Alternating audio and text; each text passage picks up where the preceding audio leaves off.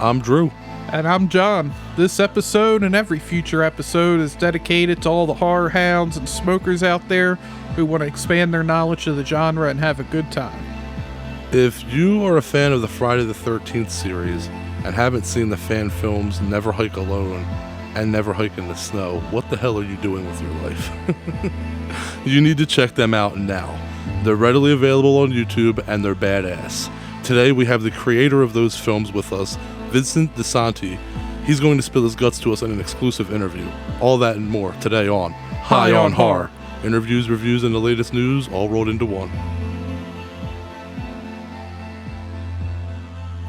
Now it's time for Screaming Room, and this week we're thrilled to announce Shudder has given us early access to Creepshow Season 3. So today we'll be talking about Episode 1, which airs this Thursday exclusively on Shudder. And the two segments, the first story was called Mums, and the second story is Queen Bee. I did like Mums better overall as a story, but I feel like the cinematography of Queen Bee and the effects were a lot better, in my opinion. I agree. I think that Episode 1 started off very strong with Mums. It was a story by Joe Hill, who I love as an author. I've mentioned him before.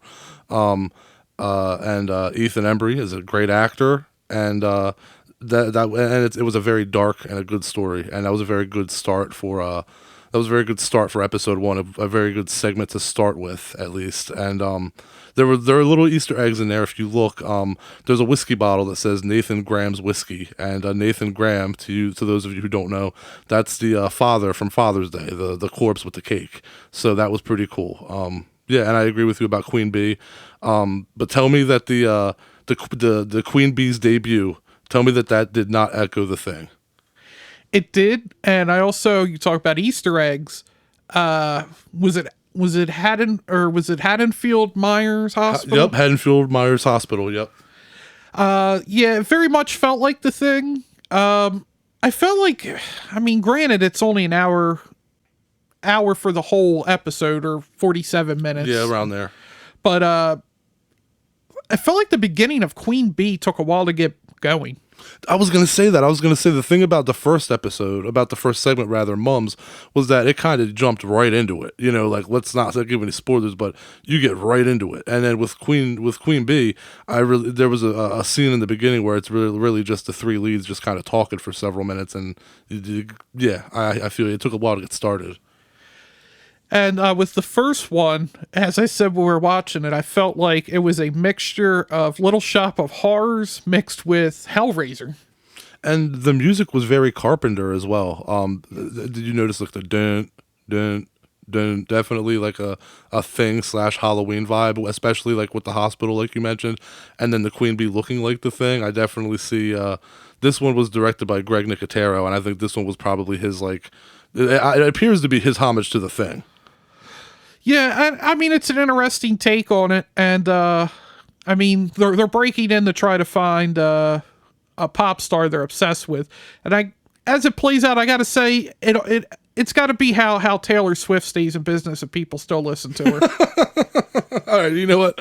With that, we're done. I think we're ready to smoke. Let's get into Strainwreck.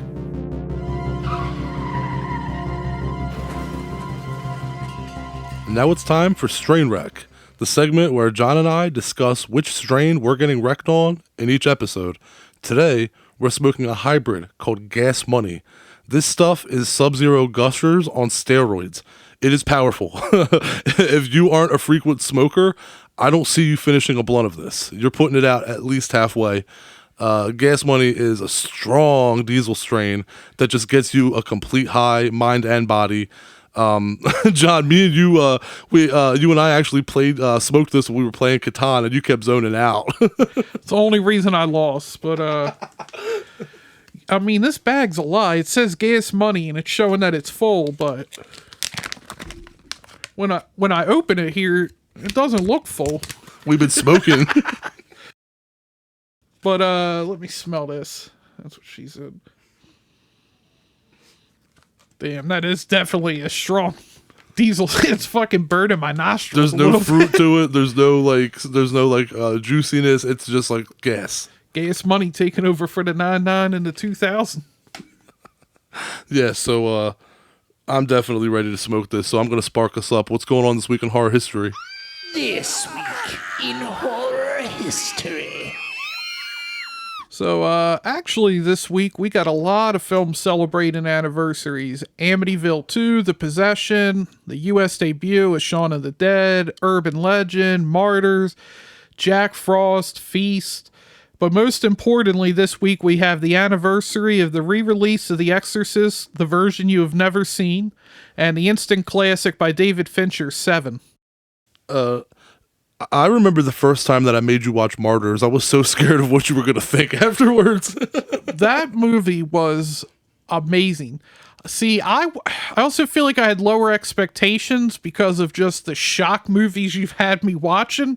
I wasn't expecting such a deep story to it along those lines, but Martyrs is an amazing movie. It is. It's like a 10 out of 10. It's a masterpiece. Anyway, though, The Exorcist and Seven are absolute game changers. I always tell the story about how The Exorcist traumatized me. So let me tell you another story. Funny thing, years after recovering and avoiding the movie, I was watching The Simpsons with my sister on Fox. And I remember they ran an Exorcist trailer for the version you've never seen before because it was coming to theaters. And it fucking showed the spider walk, like in the commercial. And I almost fucking cried when I saw that. Out of sheer panic and terror, I legit almost teared up. I mean, why would you show that on TV? That's just so messed up, man. Like, that was not cool. Yeah, I have both versions on my Vudu, but yeah, I always stick with the version you've never seen just because it has that. That shit's creepy as fuck. Going to Seven. I actually hadn't seen that till 2-3 years ago. Mostly because I am not a big Gwyneth Paltrow fan, and my Brad Pitt's okay to me. But David Fincher is amazing, and that movie is so good. I feel like, though, you kind of know what's in the box at the end. Yeah, well, real quick, I want to go back to The Exorcist because you said that you always go to the version you've never seen before because of that extra footage, and that's something that I wanted to bring up. I always used to think that the version you've never seen before was better than the theatrical version due to the extra footage and all. And you know how like Captain Howdy keeps popping up in the corners of the screen and shit. Yeah, but I actually have flip-flopped back to liking the theatrical version more.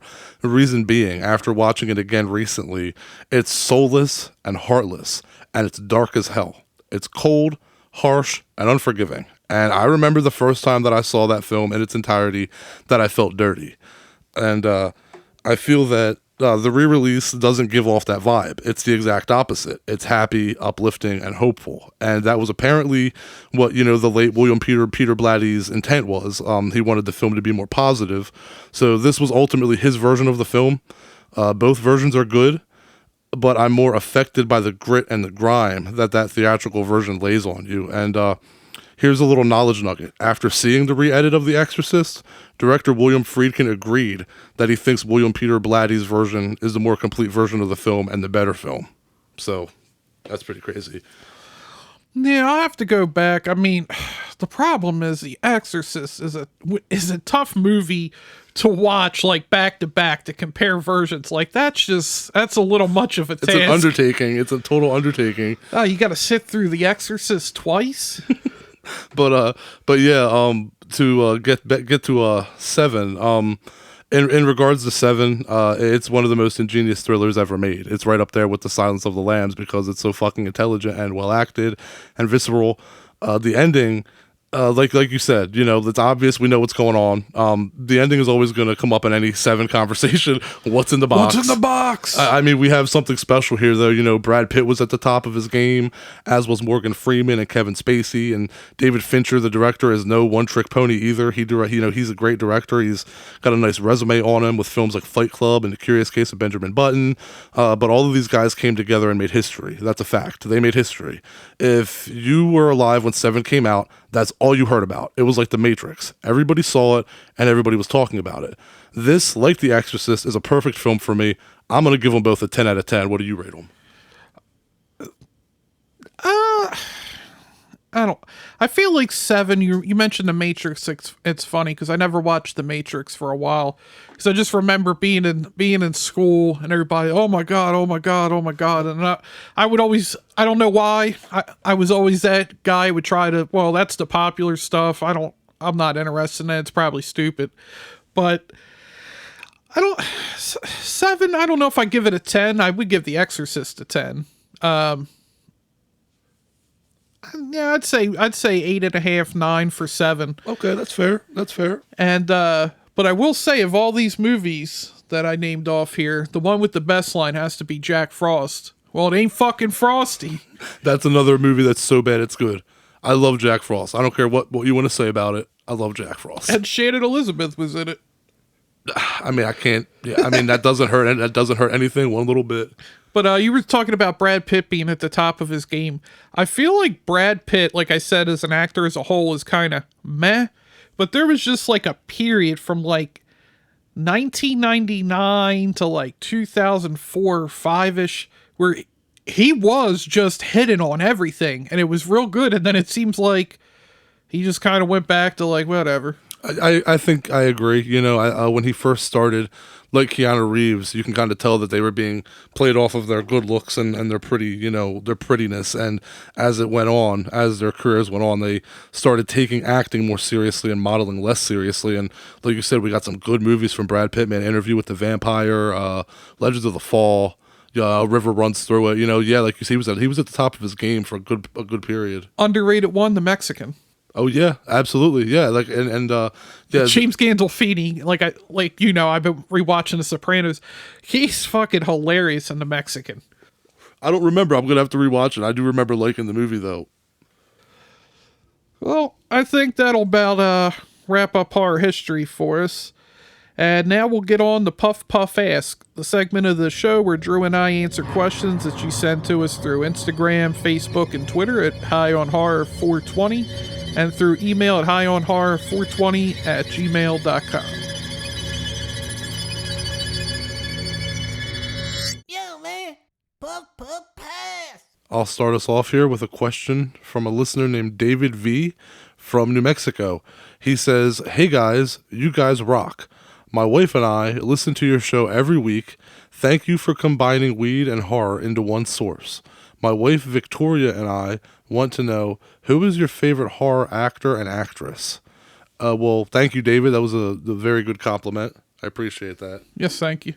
I would have to say, easy money, Bruce Campbell and Barbara Crampton. Yeah. If we were doing a top 10 list or something, there'd be Vincent Price on there, Cushing, Lee, Linnea Quigley, Cassandra Peterson, and more. But if we're just doing our flat out favorites, Bruce and Barbara get my vote. They're both incredible actors that stuck around the genre when they could have used their talents to do bigger things. They bring respect to the horror film, every horror film that they're in. They bring respect to it. Put some respect on it. Let their bodies of work speak for themselves, and both are really kind people in real life as well. I mean, Bruce Campbell is the easy answer. I mean, Kurt Russell. I love Kurt Russell in pretty much anything he's in, comedy, sci-fi, horror. Jamie Lee's a great pick. That's also, I feel like, an easy pick to go with. Barbara, like you said, is a good choice. One I don't think it gets mentioned usually a lot is Heather Langenkamp. Oh yeah. That is great. I feel like she doesn't get put on the same level that Laurie Strode does, and I feel like she deserves it. I mean, she did multiple movies in the Nightmare on Elm Street series, and all the ones she's in are good. I agree, and I don't know. I'm going to give her the credit of saying it is her performance, but when she's in those movies are the best ones. Like, those movies are elevated. The first one, Dream Warriors, New Nightmare, those are the three. If I had to pick 3 of the series, that's the 3. And she doesn't have a Halloween Resurrection on her credits for those Nightmare on Elm Street movies. She's not in the bad ones.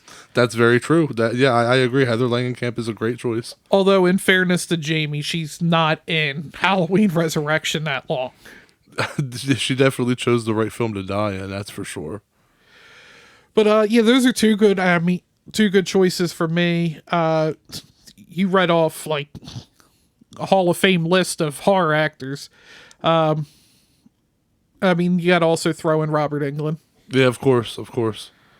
I think that should about cover it. I'm sure, for sure, we're forgetting people. I'm sure as soon as this episode's done wrapping, we're going to be like, damn, we could have mentioned this. Oh, I'll throw one more I just thought of. Donald Pleasance. There you go.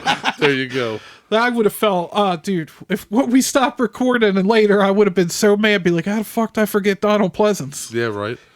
Carolyn Monroe, there you go. There's another female actress, Carolyn Monroe from Maniac. That's another one you could throw out there. She was in a couple of good films. And let's move on here to our second question, sent to us by Tom in Morgandale, Ohio. What's your favorite subgenre of horror, and what films are your favorite from that category? This is easy for me. It's slasher. I know it's not the most intellectually deep subgenre in horror, but who doesn't just love watching a body count movie? And let me name some movies. Halloween. We just named a couple. Halloween, Nightmare on Elm Street. Some of the Friday the 13th. I guess I should have said some of the Nightmare on Elm Streets, and Halloween. Definitely stay away from the Rob Zombie one. That's all I'm saying. I won't go on to a tangent. I'm going to throw it out there too. Stay away from part 6. Which one? Both. Correct answer. Deep Red's a good one.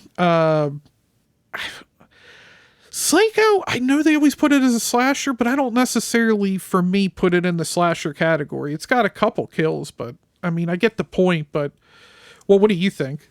I think it planted the seed. Maybe it might not be a flat out slasher because there's not like a ton of deaths, but it's definitely the shower scene is definitely a slasher scene. I think it did enough to fit its way into the slasher genre. Or I don't think that maybe it's the best example of a slasher film, but I think it did enough to get put in there. Okay, I guess you could make the comparison. Was it the New York Dolls are considered the creators of punk? They kind of came before the Ramones. Yeah. Yep. And then the Ramones are the ones that really took off with it. Yep.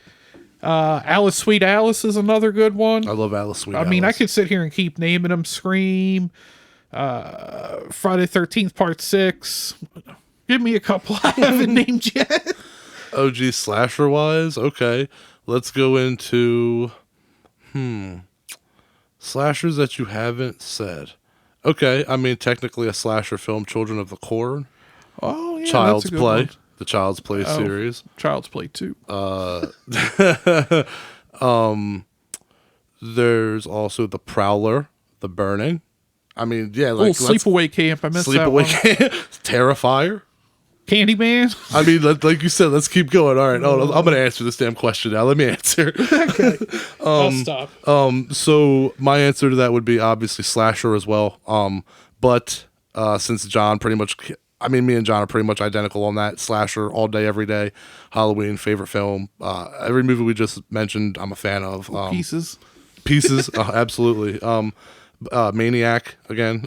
But I would have to. I'm going to change my answer up a little bit. I'm going to tell you what my second favorite subgenre is because John pretty much covered my main one, and that would be paranormal. Like I'm going to combine ghost / haunting into the same category as exorcists and exorcisms, and say that that's my second favorite subgenre because when I'm watching slashers, I love them. But those are things that happen. Those are things that I see on the news every day or read about on Facebook every day.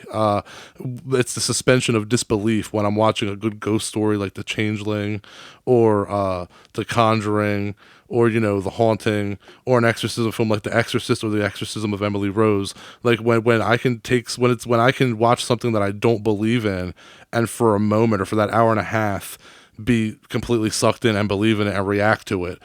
I would have to give paranormal my second favorite subgenre because of that reason. Yeah, even if you don't believe some of the movies, you're just like, oh shit, like what if I just had a demon inside me? Yeah, like even if you don't believe that stuff, it's enough. If it's done right, it'll do enough to make you to think twice. It'll make you paranoid if it does its job well enough. Yeah, first time I saw Exorcist, that scared the shit out of me, and I was older than you. My dad and sister would watch a fair amount of horror movies, and they made sure that there was no way I could end up watching it. Like, I remember it was on cable TV, and I even tried arguing with them. They're like, no, you're not watching. I think it was on like TNT or something. And I'm like, but it's on cable, so like, nothing bad's gonna like really get shown. And they're like, nah, you're still not watching this. You're too young. I was like 11.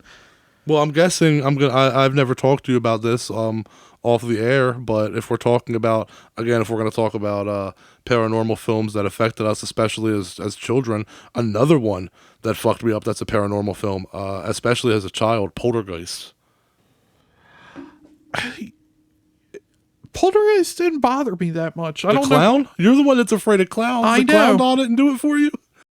No, I don't know why. For some reason, like, I wasn't scared of that movie as a kid, and then I saw it like as like a preteen, and then I'm like, oh shit, this is like pretty creepy. It's weird. Like, I've had horror movies like that. I've told you before, when I was younger, like I would watch them and they wouldn't scare me. Then I'd watch them when I was older, and then it scared me for some reason. I'll tell you one thing though. I did used to sit in front of my TV religiously, looking at that fuzz back in the day when you were trying to get porn. You remember? You remember that? Channel. You remember that when you'd like go to the channel and it would just be like a rainbow of swirl and you would just wait for like one clear shot? Oh, That's shit. me. Anyway, don't forget to write in your questions to us on Instagram and Facebook and Twitter at highonhorror420 or email us at highonhorror420@gmail.com. We recently had a pretty good message about from a dominatrix that wanted to that wanted to know if John and I were submissive. We'll answer that in a future episode. Or will we? Write us. We'd love to hear from you. Now it's time to get into our review/discussion of this week's films, Never Hike Alone and Never Hike in the Snow.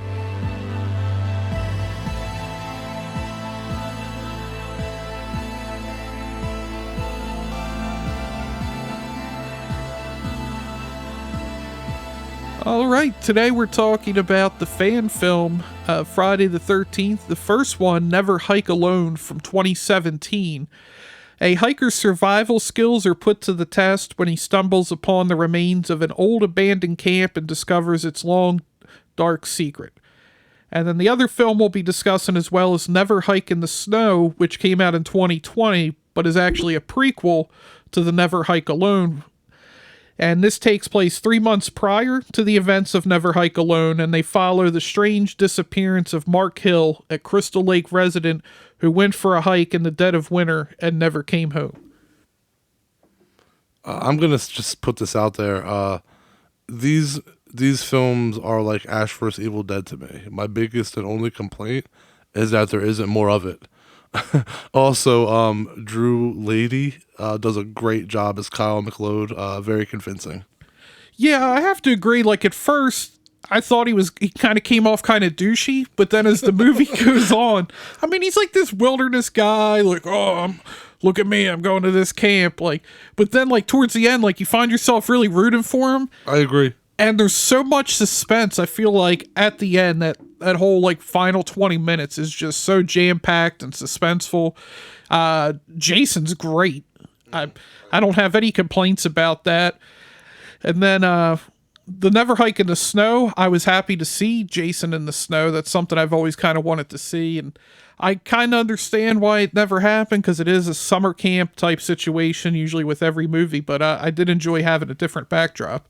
I agree. And the thing about these movies is that they're very tightly paced. Very tightly paced, well-paced. The FX are good. The special effects are very good. Like you just said, Jason is awesome. He's intimidating as hell. And I'm going to be honest with you. I think that these movies, I think that they're better than a few of the actual Friday films. Honestly. For sure. I would take these over Jason Goes to Hell and X Easy. I'd probably even take it over Part 8 as well. I know you're a Part 8 fan, but I would also probably take them over Part 5. I like Part 8. I love Jason Takes Manhattan. I watched it a bunch as a kid. It is not a good movie by any stretch, but I enjoy the shit out of Part 8. So I could never get rid of that, but I definitely agree with the other three. 5, Goes X. to Hell, and X. Yeah, I would definitely take this movie over those. yeah, there's really nothing to complain about. And then we get some veterans back. Tom Matthews reprising his role as Tommy Jarvis, and our fucking boy Vinny G back as Sheriff Rick Cologne this time. Bang. Ya bang. Still, to me, I can't think of a better Friday the 13th line than wherever the red dot goes, ya bang. But, we just talked about movies that are self-aware and take advantage of their strengths in our last episode. And these films are a great example of that. If you look, go up on IMDb or just watch the films, and you'll see that the casts are small and that the locations are very few and far between. So it's a very tightly knit film that just tells the story that it wants to tell and then gets out of there before it becomes too ambitious and doesn't work. So it's crafty and it's made from the heart. Especially after talking to Vincent, you can tell that these were a labor of love. These movies weren't made to gain clout. They were made for fans of the Friday the 13th series by an Uber fan. Yeah, and it just feels like a continuation of that Part 6 storyline. And, I mean, we do get veterans from Part 6 back. But, I mean, like you said, the Kyle MacLeod character, he's amazing as well. And, I mean, with the small cast, it does help with, I imagine, saving money on the effects. Which there's nothing that stands out to me that I can think of off the top of my head that I was like, oh, wow, that effect didn't work. That's what I'm saying. That's what I mean by it worked to its strengths and told the story and got out of there. It didn't linger on enough for there to be things to pick apart about it. It just got in, did its job, and it was kind of perfect. It just went in and did its job and got out of there, and you're kind of left with, like, there's not really too much to complain. If it had gone on longer and was maybe an hour and 30, hour and 40 minutes, maybe there would have been a problem, but due to it being a short film, the pacing was perfect, and that's basically what I'm saying. Yeah, and other thing I like is I feel like you see a lot of times, a lot of these low budget movies, somebody has the idea for a kill or an effect, and then they don't have the funds or the abilities to pull it off believably, and they still just leave it in the movie because that was something they wanted to do. There's none of that in this. I agree 100%. 100%. And I will say I do recommend, if you do watch it on YouTube, the way I watched it, so I guess I'm being a little biased because I didn't watch them separately. But the Ghost Cut is the best way, I think, to watch it. And it actually does have the Never Hike in the Snow at the beginning. And then it jumps into the Never Hike Alone. So it puts it in chronological order. I would agree. The Ghost Cut is definitely the way to go. I can't wait to see what's in store for the future of these films, man. I can't wait because I've said it in another episode, but I'll say it again. Tom McLaughlin said to us that fans were getting tired of the lawsuit holding the Friday the 13th series up, and they started making their own.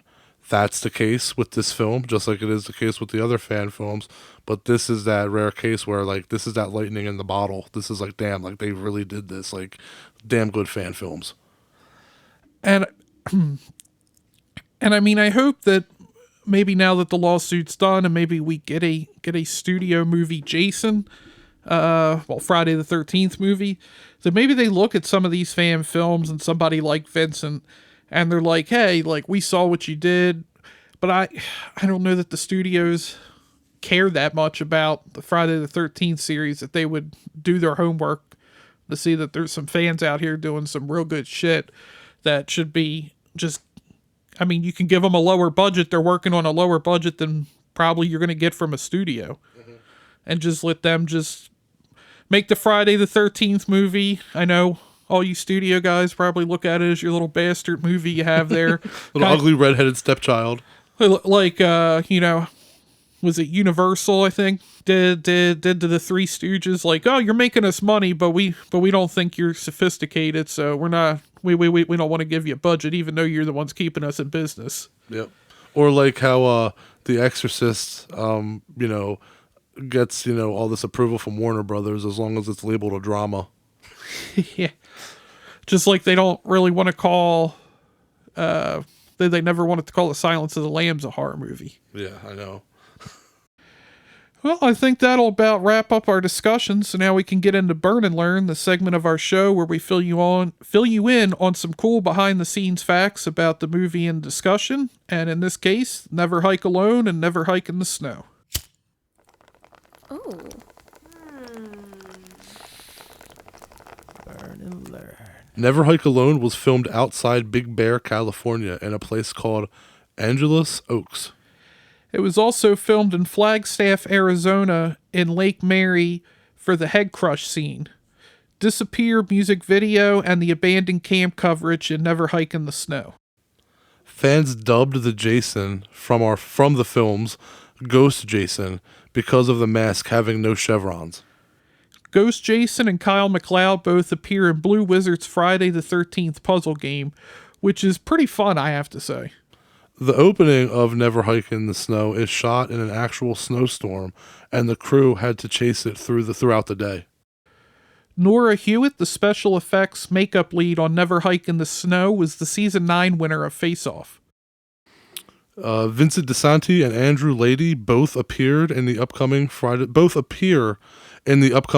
13th meta slasher 13 Fanboy coming out October 22nd, 2021. Andrew actually punched Jason's mask in the first fight scene and split his knuckle open in some scenes. You can still see his hand taped up. You know, that didn't happen to our boy in Jason Takes Manhattan. He never All those split his punches knuckles. too. All those punches, no blood. Which, you know, no, there was blood, but no bandages. Not to get off tangent here, but I have to say when I did see that in the movie, I went, you know, that seems more realistic if somebody just punched this hockey mask. Well, Tommy Jarvis says, played by Tom Matthews in this film, awesome, he's back. Tommy Jarvis says that their location is off Cunningham Road when he's calling dispatch. Cunningham obviously being a nod to the series creator, Sean Cunningham, who John and I just met at Monster Mania, classy fella. The Playboy that Axel is reading at the end of Never Hike Alone is from 1980, the same year as the original Friday the 13th film. That's pretty badass. Well, let's talk more about these films and get to talking with Vincent DiSanti.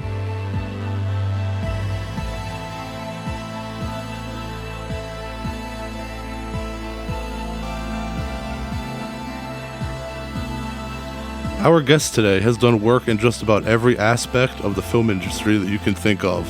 But most recently, he's the buzz of the Friday the 13th fandom because he's the man behind the Never Hike Alone and the Never Hike in the Snow fan films and the upcoming sequels. He wrote, produced, directed, and played the role of Jason Voorhees himself. Welcome, Vincente DiSanti. Thank you for being on High on Horror. Hey guys, thanks for having me. How you doing today? All right, so we're doing good. Thank you again so much for making the time to be on this show. We're excited to talk to you. Of course, yeah. No, I'm happy to hop into all things horror and marijuana. All right, well, so let's start with the marijuana thing then, since you brought it up. How often do you smoke?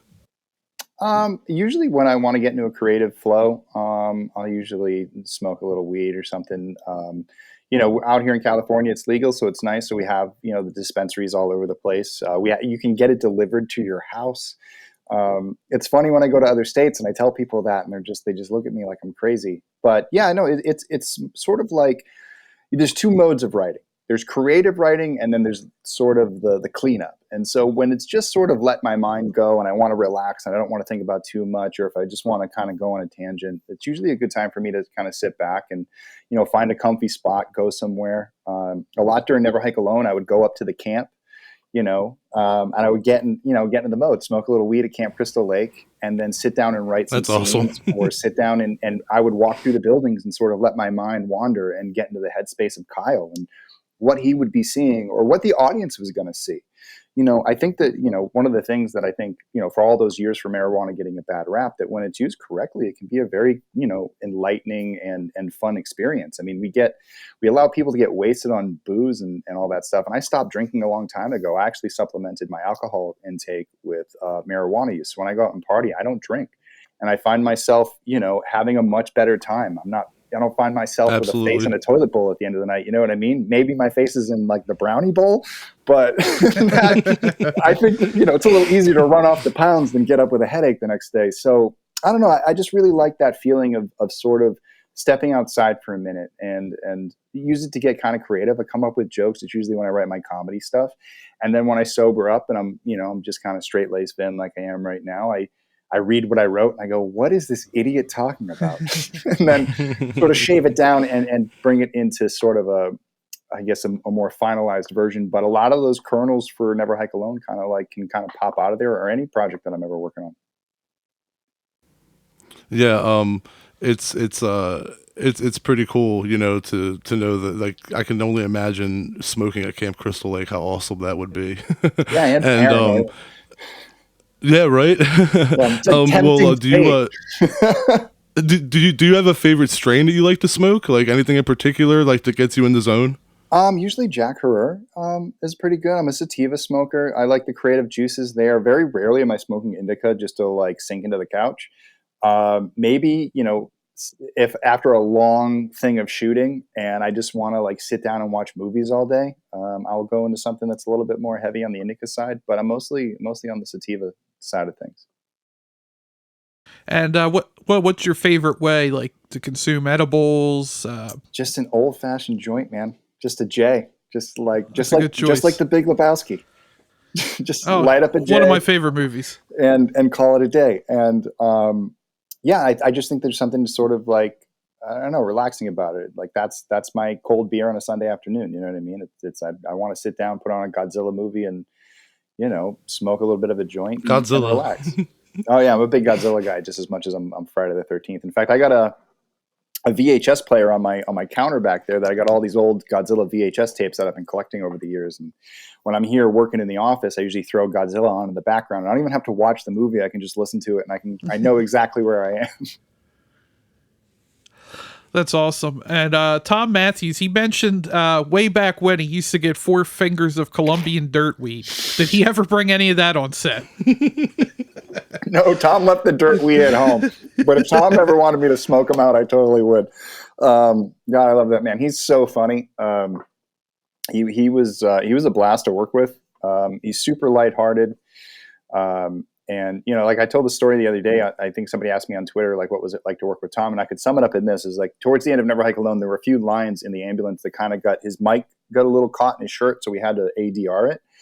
And when I called him over to my house, I opened it up, and Tom Matthews is soft shoeing on my welcome mat. He's like, "You ready to do this?" Like, what is going on right now? Like, this is like surreal. And since I've gotten to know Tom, we've sat down and talked movies, life, and everything in between. So it's been a real pleasure getting to know him and working with him as an actor and seeing sort of this resurgence, ever since he started doing the game, and then he did Never Hike Alone. We've seen a lot more demand for Tom Matthews all over the place. So I've been really excited to sort of be a part of his resurgence and of him coming back into the fold as a horror icon.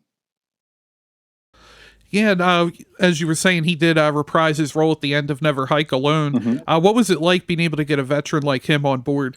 It was, again, it's surreal. Like when I started Never Hike Alone, it was supposed to be a 5-minute short. It exploded into something much more. And my executive producer, who saw our early trailers, who came on after the fact, arranged a meeting between me and Tom. He had met Tom somebody had arranged a meeting for him for his birthday. It was a dinner with Tom Matthews sort of present because there was a mutual friendship there. And he pitched Tom the idea of doing a fan film. At first, Tom had no interest in doing a fan film, but he thought he'd at least entertain the idea to see what we were up to because of the trailer that had come out online.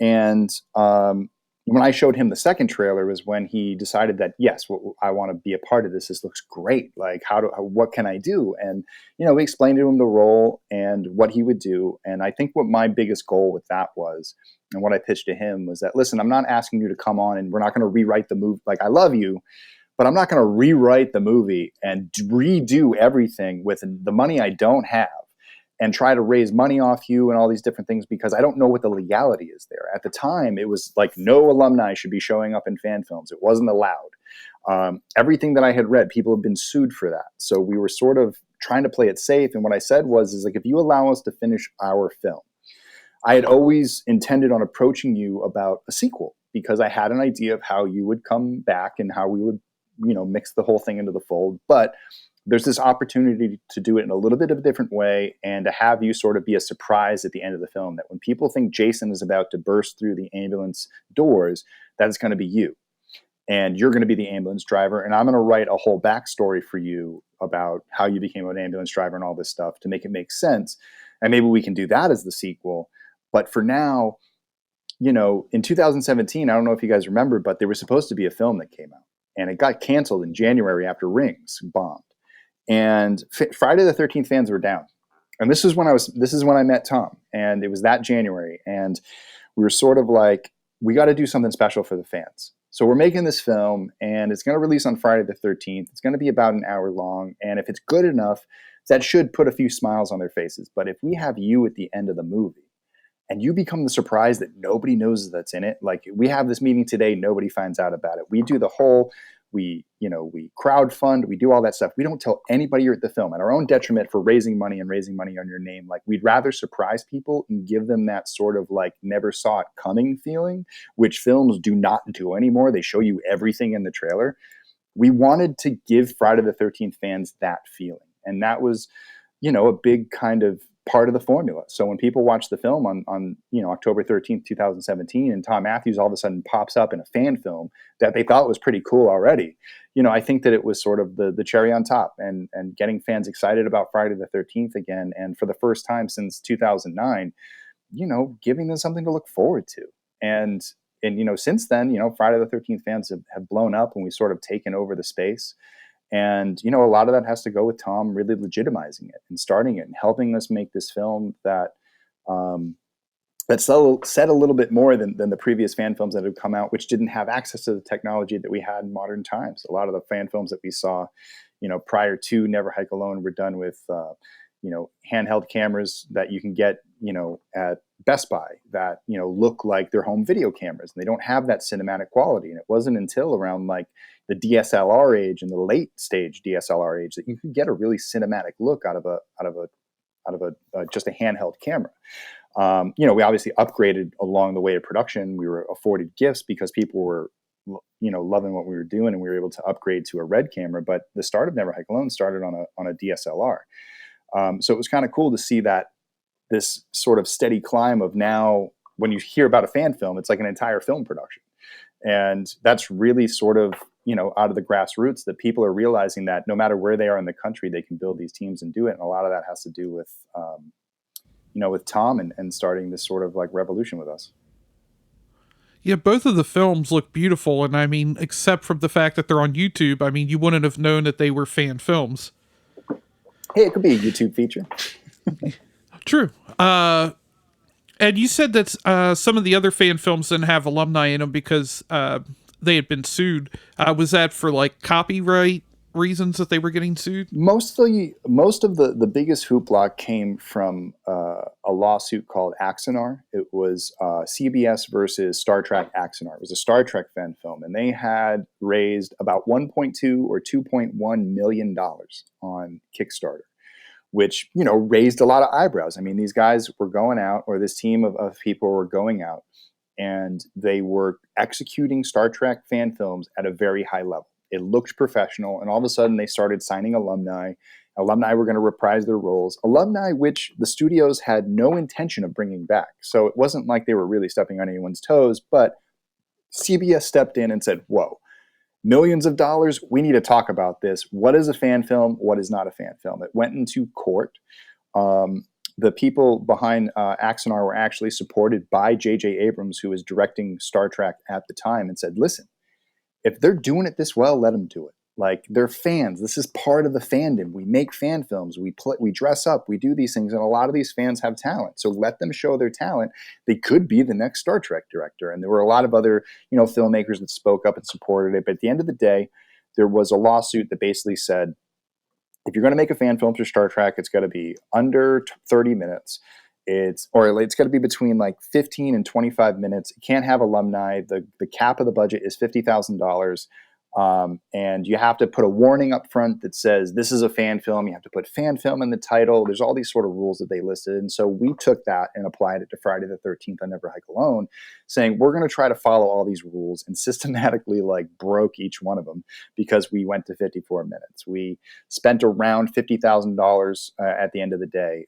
We had an alumni, show up, and it was a big risk. I thought I was going to get a cease and desist letter. I thought Sean Cunningham was going to be on my door, like with his hand out being like, you owe me money. And, nothing. And so since then, we've all been pushing the envelope. Different, fan films are signing different alumni. They're raising, between $50,000 and $100,000 to do it, over $100,000 in some case, like what we did with Never Hike in the Snow. I've seen other fan films raise a pretty good, considerable amount of money. But I think the more people learn about film production is that they're realizing about how expensive it is, that they want these films to look like they do. Specifically when I talk about Never Hike in the Snow, that was, the package we had out there is the same sort of package they have on a low budget Netflix movie. We have the same cameras. We have a lot of the same equipment. We're working with a lot of the same time and schedules. And a similar crew. Our crew works, when we're not working on this stuff, we're working on professional stuff. I just got done with a stint on American Horror Story. My, DP is working for shows on HBO. Our gaffers and everybody work all over town on professional projects. So it's really cool that when fans come together and support us, we're able to wrangle a very professional crew that's able to create what is basically low, what they call is not micro budget, but low budget SAG films that are under $250,000. In our case, we've kept our productions under 50 and spent a lot more money in post and things like that. There's also the cost of doing Indiegogos in there, so there's almost like a third wheel to the whole thing that a lot of people don't know about. But we put our money right into the screen, and we try to make it look as professional as possible, so you can't tell the difference between, oh, this was shot with a bunch of weekend warriors who just, happen to have a hobby as making film versus a bunch of, schooled filmmakers who are, doing their best to give the fans something that feels authentic and feels real and feels like it could connect into the series and you wouldn't miss a beat. And then it's on the same production execution level. Yeah, and it really, really does show up on the screen. What made you decide to move away from the traditional, we have a bunch of camp counselors at Crystal Lake, and just focus on Kyle the wilderness expert? Money. It takes a lot of money to kill a lot of people and make it look good. And the one thing that I said that I wanted to do was I never wanted to make the films look cheap. I always wanted to avoid having to do things cheaply or kind of like ruin the experience of I'd rather do less and have those things that show up on screen be so good that that's what you remember, rather than having a few sort of kills. That was okay, or that looks fake, and I wanted to avoid that at all costs. And it honestly came from also the fact that, I only had one actor. At the time, the idea of Never Hike Alone was supposed to be a 5 to 7 minute short. He goes into camp. It was very truncated. He wakes up in the woods. He goes into Camp Crystal Lake. He gets chased by Jason, and he gets murdered. And he gets dragged off into the woods, and that was the end of the short. And it wasn't until we discovered that abandoned camp after making the first trailer that we realized that there was something much more there. There was a potential to tell a story. There was a potential to take fans down memory lane and say, hey, remember where this all started? It all started right here at Camp Crystal Lake, the first movie. Why did this happen? Why is this happening? The murders of Pamela, Jason coming back, the tale of the curse. Does a curse ever die? And where is Jason? And sort of me as a fan searching for, where is the Jason I remember from my childhood? Because ever since Friday the 13th Part 8, I felt like Jason has been missing. We got Jason Goes to Hell and Jason X and Freddy versus Jason, but it feels like a sort of an imposter Jason that doesn't feel like it's connected to that story that they were telling, as convoluted and, wild as it was. It still felt like the same Jason. And I felt like our Jason coming back was going to be the return of that Jason, the return of that story and the end of his story, and how we would do that. Or at least in this time, it's like, where has he been hiding? it also came off the fact that since we had the one actor and we sort of looked at the formula for how we would do it, I looked at films like 127 Hours and The Martian, which feature a character that's on their own, that all they have is a camera to talk to. And when they talk to that camera, they directly engage with the audience, and we get that found footage feel.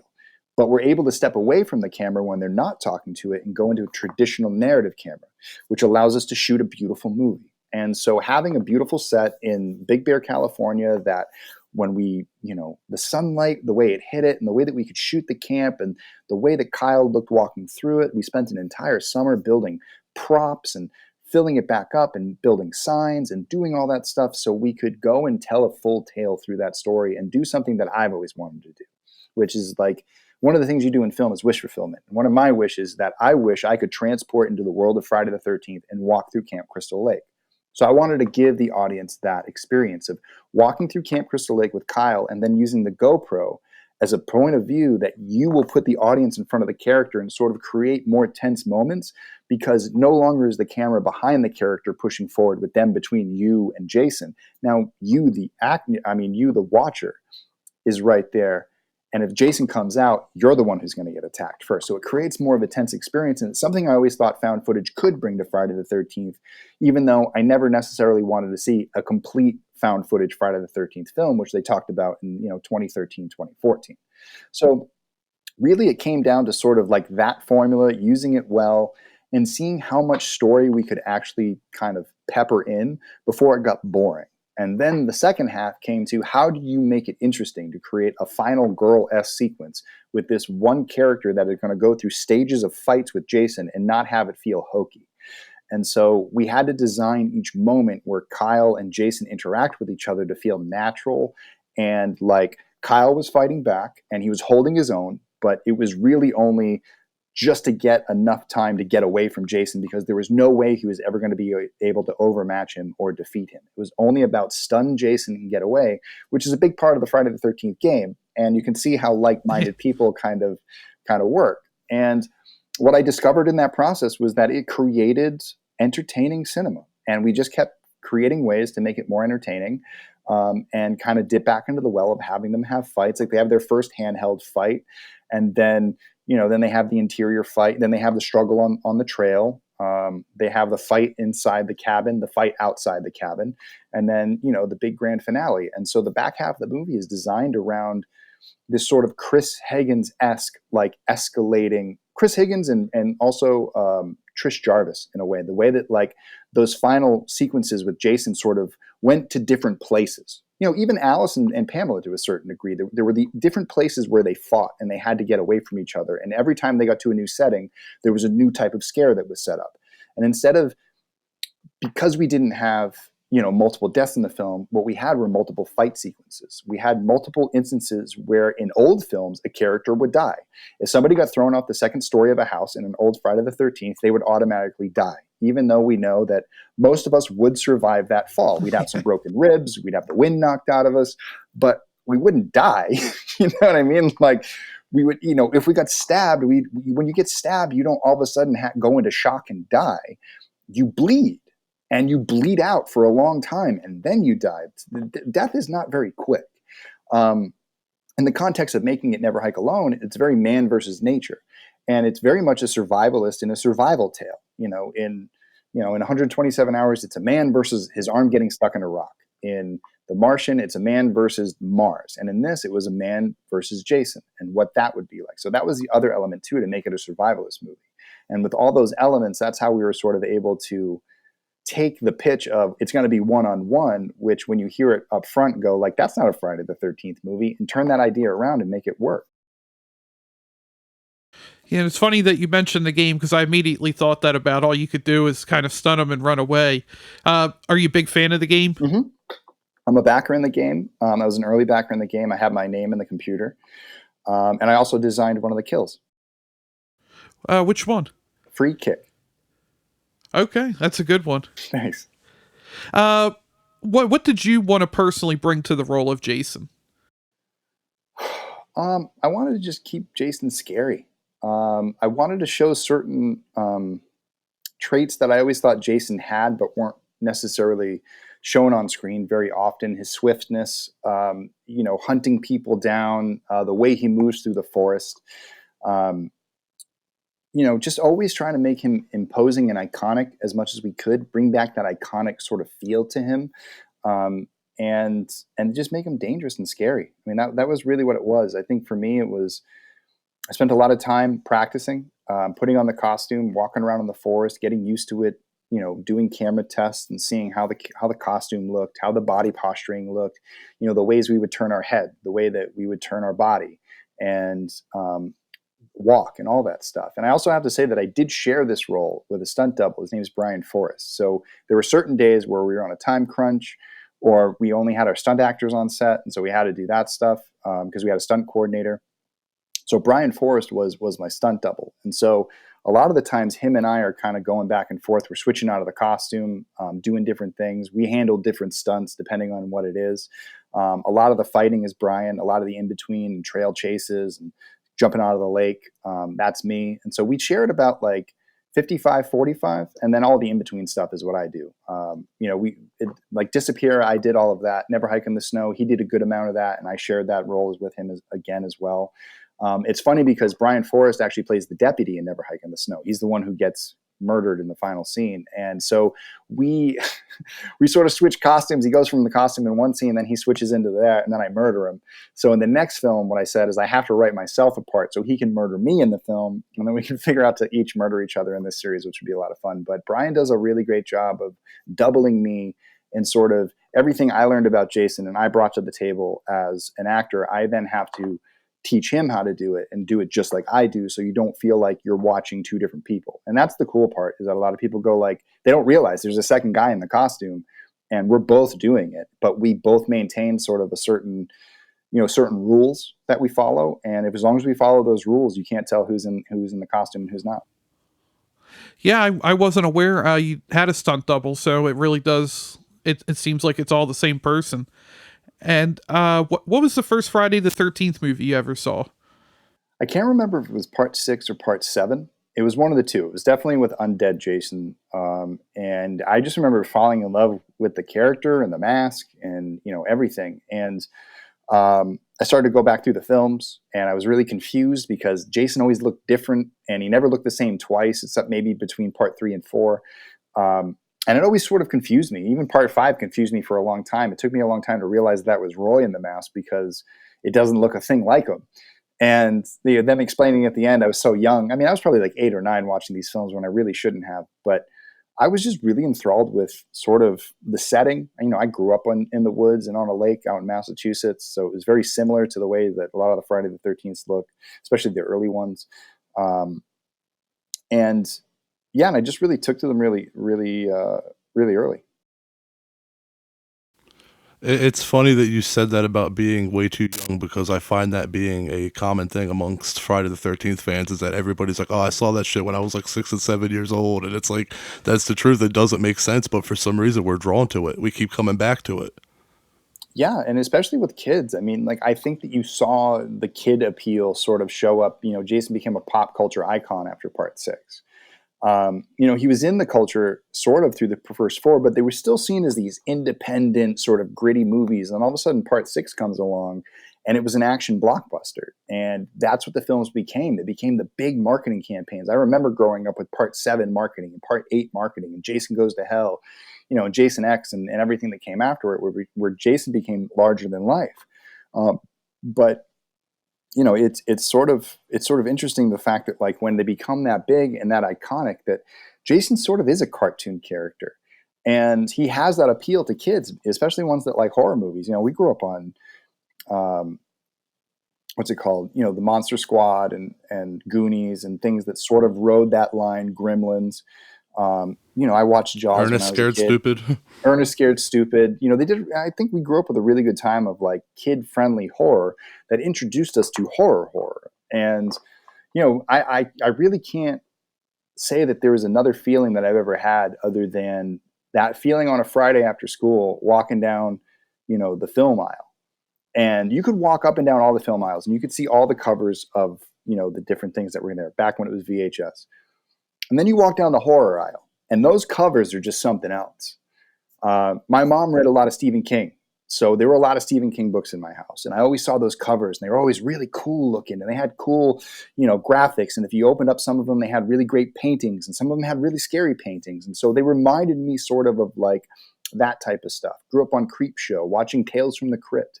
Me and my mom I used to stay up on Friday nights, and I'd watch Tales from the Crypt with my mom because I loved the Crypt Keeper because he was so funny. He was a Muppet. It's like, how is that not for kids? And being drawn to it and being drawn to that whole thing, it was just, I can see why our whole generation sort of grew up on Jason way too early. It's funny that you brought up Tales from the Crypt because that's one of the things that I often mention is that was my first real introduction into horror, was watching it every I think it was Friday or Saturday on HBO with my mom, like under the covers. Like that's how I remember being introduced to the genre. And he was scary as shit looking, but he was funny, so I wasn't too scared, and it's like that was my first introduction, and that was it. I was hooked. Everything she watched after that, it was Friday the 13th, Exorcist. I was watching it, and I shouldn't have been watching it, Did you get that feeling in your chest when like the show opened and it started to fly through like the house, and you just get like kind of scared? You're like, oh, this is creepy, and like I used to love that feeling. I totally. What was your favorite Tales from the Crypt episode? Oh, it's got to be an All Through the House. I still love that episode. Like, it's a shame my son's too young because I don't want him to know like about evil Santas. But like, I can't wait till I can get him to watch that. That episode is amazing. What about you? What's your favorite episode?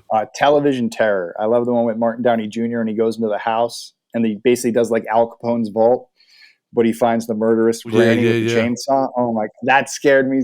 Oh my god! That one and the Joe Pesci one where he gets sawed in half. Yeah, with the twins, right. The twin episode. Twins, yeah, he kept coming back, and it was the sunburn that gave him away. Yeah, right. Yeah, and like my favorite time in life, I remember as a kid, was just watching that show when it was like dark and storming out with lightning, and just like my mom would have the door open and like there'd be a breeze, and like that's when I think back to like my childhood. Like I'm like those were the memories, man. Because here I am all these years later, and like that shit still circulates in my head way more than it should. It just stuck for some reason. Yeah, even Are You Afraid of the Dark was there for us. It was that was kind of another thing that kind of brought us out. That was pretty cool. So look, before I get into my Never Height questions, I gotta say, it would be an absolute sin if I didn't talk to you about Godzilla for a second, because Godzilla is my second greatest love after horror. And so I gotta know, you said you always have a Godzilla movie playing in the background. That's me. Recently, it's been Psycho Gorman, because I think that movie's amazing, but usually it's a Godzilla movie. And I want to know, what's your favorite Godzilla film, and which one do you find, playing in the background the most?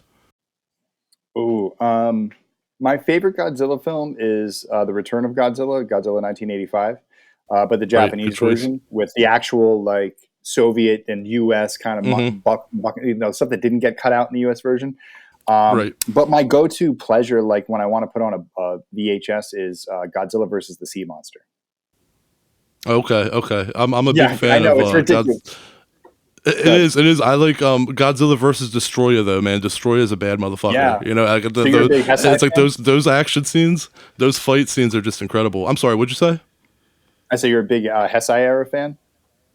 Oh yeah. I even like the Legendary films. Honestly, like I take from them the good parts. Every Godzilla film has flaws. I mean, I can't look back at the ones that look like a puppet and be like, oh, the new ones suck. Look at how incredible Godzilla looks in the new movies. It's like I find things to like in all of them. It's just like the bad Friday the 13th films or the bad Nightmare on Elm Street films. I love them all. It's like they all fit into like my repertoire of films that I'd watch. Yeah, I hear you. How do you feel about the Legendary films?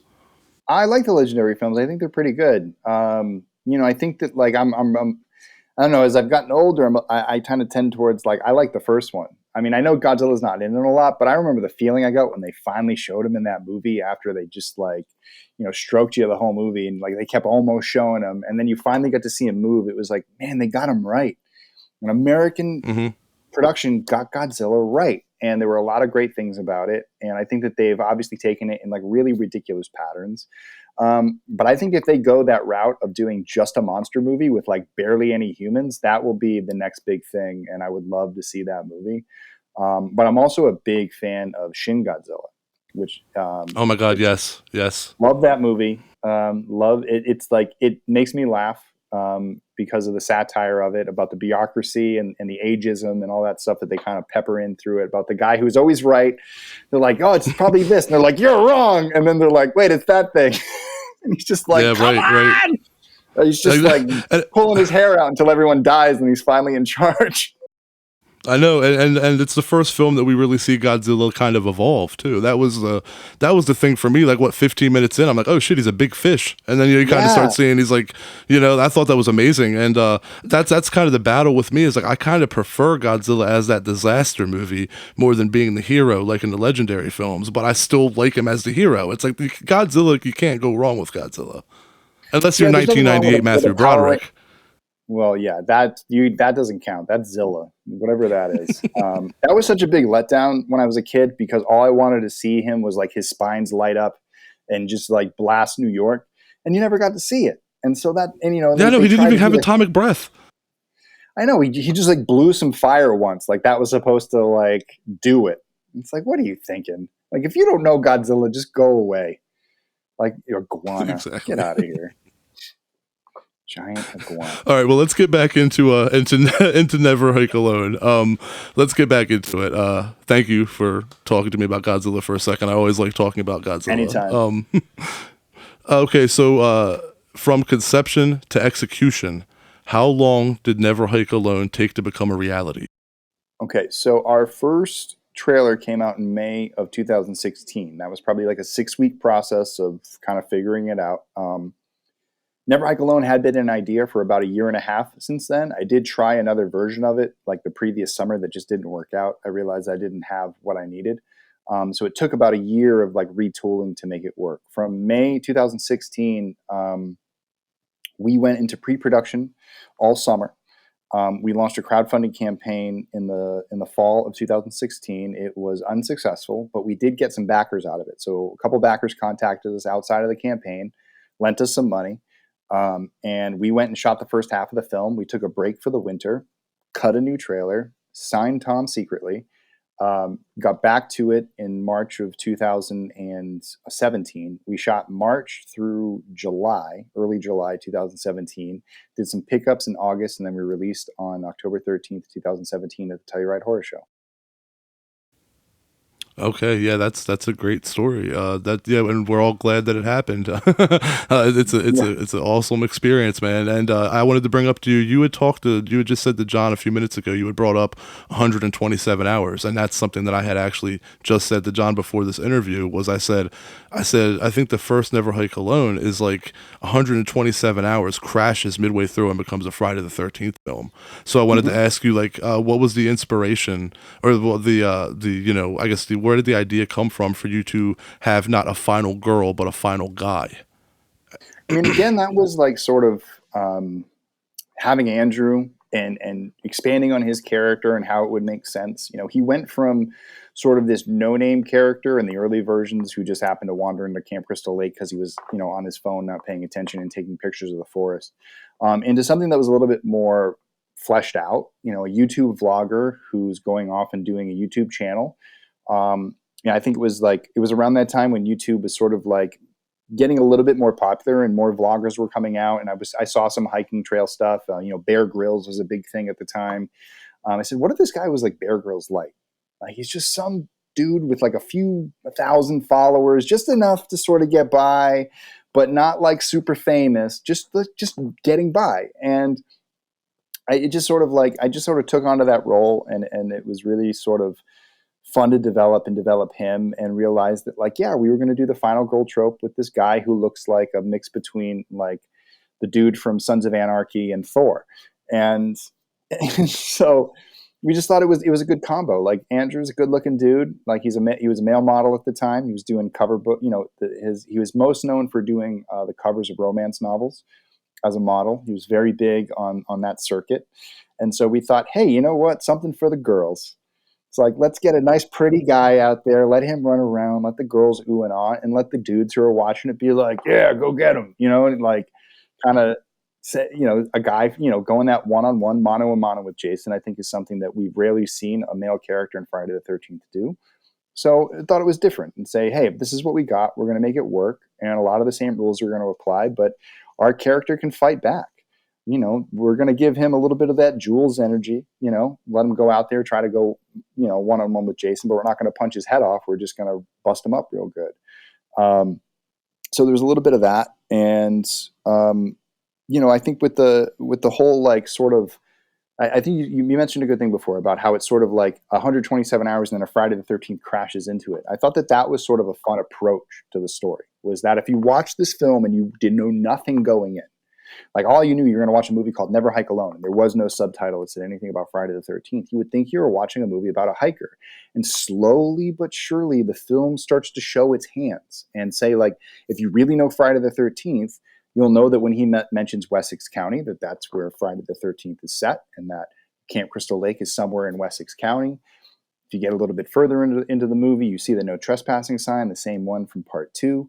You start to realize he's on the edge of of Camp Crystal Lake. You see a glimpse of Jason, but you don't really see Jason. But you see enough to know that that's a very Jason-looking like character. And then when he finds Camp Crystal Lake, it's sort of the discovery that, like, whoa, this character is in Friday the 13th. He stumbled across Friday the 13th and goes into the lore about halfway through the film and then starts the second half. So now with the audience realizing where this character is, realizing that this guy's in danger. He doesn't know that this is a true legend and there is something out there. And the deeper he goes into this camp, the more danger he's putting himself in. But he's willing to do this because of the views. He's going to go around and show a bunch of crime scenes. That's got to be good for some subscribers, right? And that peer pressure to sort of keep going forward, even when he gets into the cabin where weird stuff starts happening. And he keeps inching forward and finding things and sort of like all these warning signs that should tell him to go the other way. He keeps going in pursuit of telling this story until he goes too far and he crosses into Jason's web and he gets too close. And up until this moment, Jason has been this lurking sort of watcher viewer, which is very early on Friday the 13th of the way that Betsy Palmer plays Pamela in the first film. You don't know who the killer is. They're very behind the scenes. They're watching. You don't really see them. Same thing with part 2. There's a lot of voyeurism. There's a lot of watching from the shadows in part 3 to a certain degree as well. So we wanted to bring that back. But the moment that Andrew's character, Kyle, crosses through that threshold, Jason can no longer stay in the shadows. He's discovered his mother's head. He discovers that he exists, and he realizes that the secret is no longer a secret. So he must step in and attack. And that's when the film flips. That's when Jason is out in the open, and then our character is in survival mode, hiding in the bushes, scurrying along the trails, and trying to stay hidden under tables and ducking behind things and hiding in cabinets because he knows that the predator is out and now on the prowl. So it's kind of a cool, going back to 127 hours or any type of survival movie you've ever watched. Like there was that movie with Alec Baldwin and Anthony Hopkins with the bear. I can't remember the name of that movie, but that was another one that was sort of like that, where these guys end up in the woods and they realize that like their survival isn't just them trying to survive their crash, but that there's a animal hunting them and they have to avoid it and kind of change their tune. It was, a lot of that inspiration came from those types of stories, and then trying to make that as grounded as possible, even though it's set in a world where it's a undead being coming after you, and that can't die. I think that it was a good call having Kyle, be the lead, because it worked. Because that was why I wanted to ask you that question. Because watching it, you almost expect a busty chick to be the lead and to be kind of dumb and ditzy, and it's like for once it's like it's a man and he's actually intelligent, because the men in the movies are portrayed as idiots too. He wasn't out getting stoned and being a dumbass. Yeah, he's not out getting stoned and being a dumbass and, oh no, Jason's behind me. It's like he was prepared, and it's like that was a good take on it. And I think that was part of the hook of watching it, was like, oh, this is something different. What's going to happen now? So I definitely think that was a good hook. And I wanted to ask you, what was your motivation behind following part 6 and keeping Tommy Jarvis's story alive? I mean, Tommy's my favorite character ever in the Friday the 13th franchise outside of Jason. And when they sort of undid what Tom McLaughlin did with part 6, I feel like Tommy's justice was undone. And if there was any, like, if you said they're going to make a Friday the 13th sequel, what do you want? I would have been like, bring Tommy back. I want to see Tommy versus Jason again. They tried to for Jason Goes to Hell. They couldn't work out the rights. And Tommy has come up as a character in every single version of these stories and always gets shot down. And so I thought it was perfect, sort of like as I developed it, that our story of Tommy is so poetic and sort of down to earth that I think fans could relate to it. Again, with that absence of Jason, our Tommy is sort of based around like part 6 happened. Put Jason in the lake. He finally thought, he put the cap on the bottle. Genie's back in the bottle. He can go and live his life.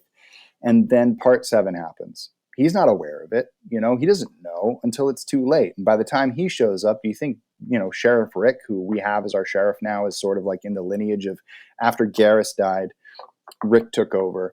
Do you think Rick would let him anywhere near the crime scene? No. But what do you see at the end of part 7? You see a lot of paramedics and EMTs walking around the scene, freewheeling, just being able to go wherever they want because they're part of the crime scene crew. And so Tom got that idea, like, I'm going to train, become an EMT, and then I can get behind the scenes. Unfortunately for Tom, the next time Jason decides to wake up, he wants to take a boat ride. And so he takes a boat ride out of the city and ends up murdering a bunch of people out in the open sea and doing some stuff in Manhattan. But how much of this could really be true? And in this, so now this rumor that Jason took over a cruise ship and went out to Manhattan and is now missing has Tommy sort of on his alarm bells. So Tommy's been spending the last sort of 15 to 20 years. I got to do the math on as far as like where the timeline actually sets, because apparently, part 8 was in 2001. If you really stretch out the time, just so you know how convoluted these movies were.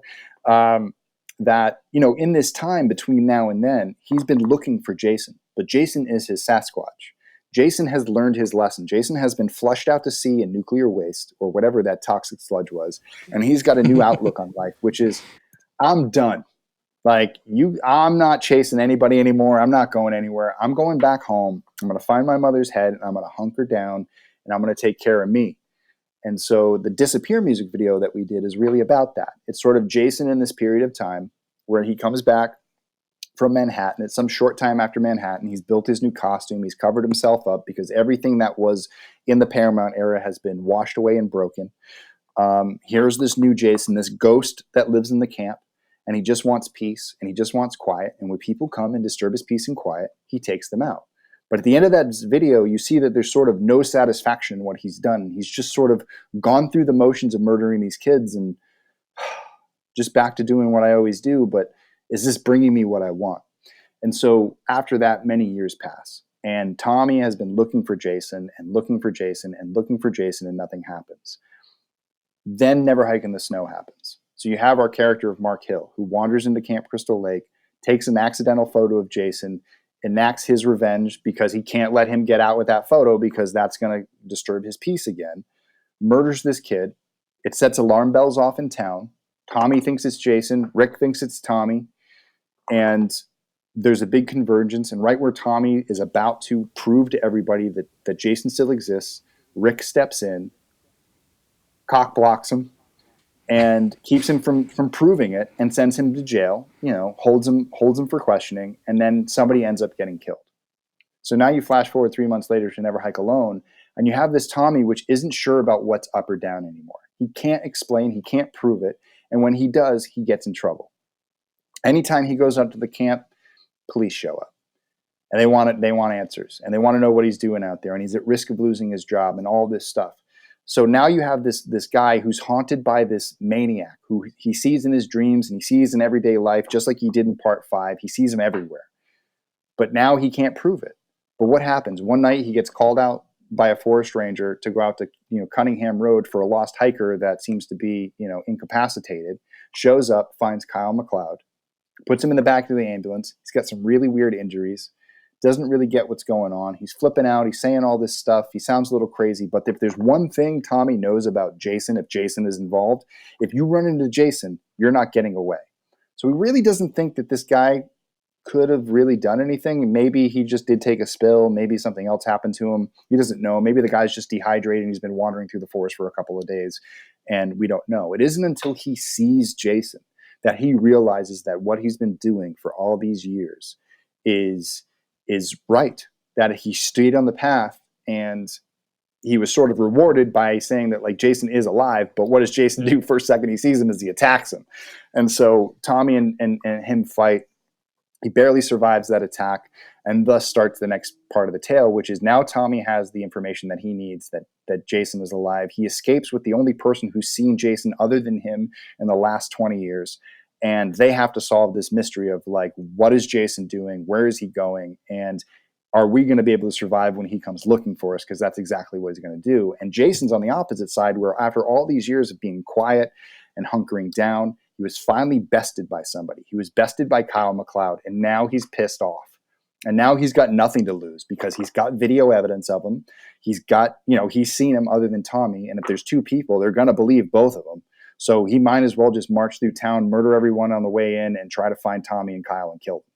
And so it creates this different story, and that's what we're working towards when we go into the Never Hike Alone 2 saga. And that's why I'm so excited about where we've taken the Tommy character. We feel like this Tommy slots into where Tom McLaughlin left him off very well. And, we would have tried to bring back Megan, but the actress who plays Megan does not want to do anything with Friday the 13th these days, which is sort of unfortunate. An early version of Never Hike Alone sort of still had them sort of connected. But the long story short is that after the death of Nick Garris,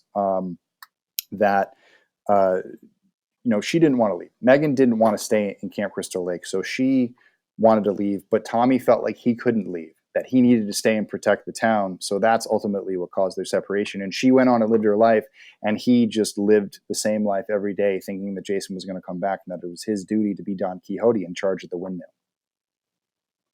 And that's the Never Hike Alone Tommy Jarvis that we want to talk about. Excellent. And I wanted to say that Jason looks incredible in the film, and when I look at him, as a lifelong Friday the 13th fan, when I look at you as Jason, I get a remake and Freddy versus Jason vibe off of the costume. Is that were those part of your inspirations when you designed Jason? Yeah, and oddly enough, I hate both those designs. And the reason why I made Ghost Jason was because what I saw in those designs was potential. In one version, he looks like a sad puppy hobo. In another version, he looks like the Crow.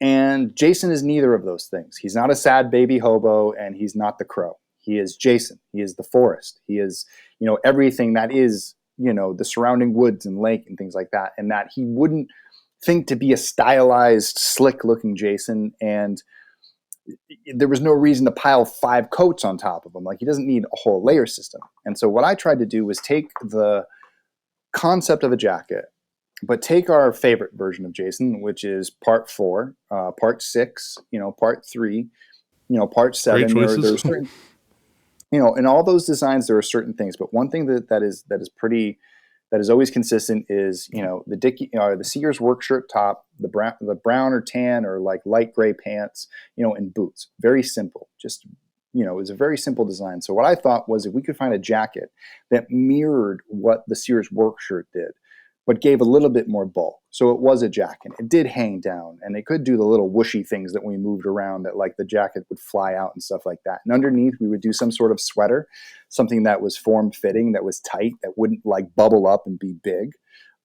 We chose, olive green as the jacket color. We chose duck brown as the pants, black boots. And that was a good color scheme because it matches the forest. The forest was very much that olive green sort of hue to all the pine needles, and even the shingles of the camp.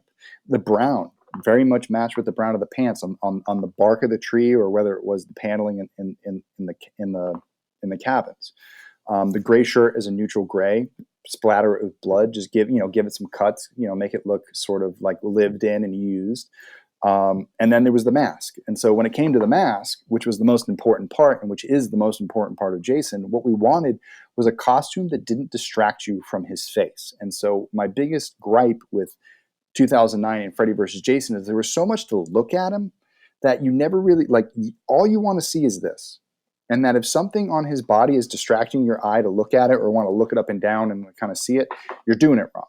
Because that's what not makes Jason scary. Like, not even like part 6, which I love, the utility belt. We didn't need that. We didn't need the bright yellow gloves. Like, show me some gross hands and give me some cool mask stuff. And so we designed the mask from the ground up. I wanted something that was based on a mask that you would have found in the 1960s. So one of the things that while I was doing research on masks was that when I got a lot of the reproductions, they were thin, plastic, flimsy masks. And I said, there is nothing scary about this. And when I turn my head, I can see that it's a thin, plastic, flimsy mask, and it's cheap. And I can't believe I paid $100 for this thing, but I guess that's what it cost for one of these things. And so, I raised some money. I was working as a production manager in animation at the time. I had some spare cash, and I contacted CFX, which I bought the deformed hood and deformed hands from. For my hood and thing for silicone, because that's ended up what we're researching that looked good. I said, I want to design a custom mask, and I want to design it around some of these like Jacques Plant masks from the 1960s. There were a few other things that were a little bit thicker, made of plaster. I was like, if we can get something like that that's mixed with the mask that we know, but something that has a little bit more of a sinister shape, a little bit more of a dingy look to it, like it's been weathered, like it's been kept in a box for decades. I want something like that. And so they gave us like the base version of the Ghost Hawk, just in the sculpted version. We worked on that back and forth, me and a guy named Brett Morris at CFX. I did drawovers. We, adjusted the height of like different parts of it, the shape of different parts of it, the eye holes. We came up with that sort of like what I think is more of a sinister looking like straight right angle approach, where like everything's got a sharp angle on it as far as like even the circles and things like that.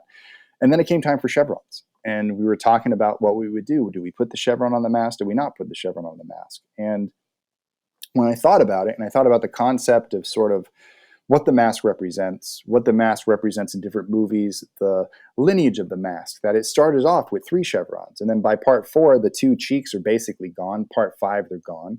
Part 6, they're not there. Part 7, they're not there. Or no, then part 7, they're not really there. They're kind of worn off. And then in part 8, they're flipped around because it's a brand new mask. And in part 5, we have Roy, and he's got blue chevrons, which, signifies that he's an imposter. And so I kind of got this idea during the process that we're a fan film. We're not official. We haven't earned our chevrons. So we're not going to put them on. And we're going to leave it blank. And actually leaving the blank look ended up becoming one of the best decisions that we've made. Instead of having a chevron, we have a very unique piece of damage on the cheek, the F, that I consider our chevron. That's how you know it's a Ghost Hawk, because of that piece of damage that everybody sort of like recreates. And some of the other damage that's around the mask. And eventually the fans, nicknamed it the Ghost Hawk. We nicknamed Jason Ghost Jason. And it felt right. It feels like this is what a Spectre of Camp Crystal Lake would wear. And it was our own definitive look, and the way it all sort of came together. It was really by trial and error, but at the end of the day, it's definitely one of my proudest things, is the fact that we created a brand new Jason from scratch and didn't have fans absolutely hate us. Yeah, absolutely. Like I said, Jason looked incredible in the film, and I wanted to ask you about the ending. The character named Axel in the back of the ambulance, who's looking at the nudie mag. Is that like the son of Axel from like part 4, or is that supposed? That's an assumption I'm making, because I brought that up to John. I'm like, the dude's name was Axel, and he made like a nudie remark about a magazine. So I was like, let me ask that. So you ready for the deep dive on this one? So there's lots of things like this in the Never Hike Alones that if you ask the right question, there's a story behind it. And the story behind Axel McCulley, who is the paramedic at the end of Never Hike Alone, if you recognize the name McCulley, in part 5, there's another pervert. His name's Billy McCulley. He's the guy who picks up Donna from the diner. And he's, snow flurries up, the goofy Billy. Guy. So my theory is Billy had a sister, and she worked at the hospital. And he was stooping her too. The same thing with Nurse Morgan. So in fact, the other nurse, or the other EMT in the scene, her name is Denny Morgan. So that was after Nurse Morgan. But that Billy, that Axel is the son of Axel and Billy McCulley's sister. And that's why he's like a super pervert. So it's the little things, you know what I mean? Like, it's just little fun, little tidbits. I figured we'd cram the two funniest perverts in the series together into one. I'm glad I asked that question, because I'm sure there's not a lot of people out there that know that, so that's pretty awesome. Yeah, it's a good one. Okay, so I'm going to go into Never Hike in the Snow real quick, and then I'm going to send you over to John.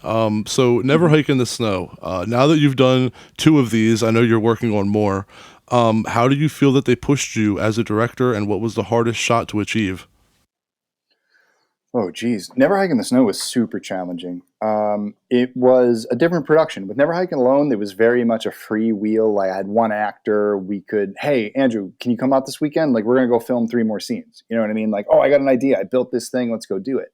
For this, it was more like I have to get 35 people on the same page and on the same schedule to come out for a weekend for 2 days of shooting, and execute a series of scenes with multiple characters with more production people, because we actually need to do professional sound now. We actually have to do, we got camera, grip, and lighting, and we're shooting in the forest, in the winter, so we needed a motorhome. So I needed a production team to arrange all this stuff and keep everybody safe and give the special effects people like room to work, because on Never Hike Alone, we ran into a lot of trouble with Kelsey having to work out of like basically the refrigerator of, there's like a big walk-in refrigerator at the camp. And so we placed her in there, but things got so cold that, silicone ripped, stuff wasn't sticking.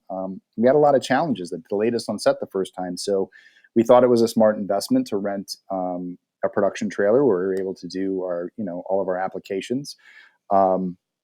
So there was a lot more logistics with this one. And when I'm directing these films, I'm directing, I'm producing, I'm first ADing, I'm playing Jason. So I'm very much ingrained with everything that's going on in the day along with the creative. And, having to balance all that, we were staying at a camp up there in the middle of the winter.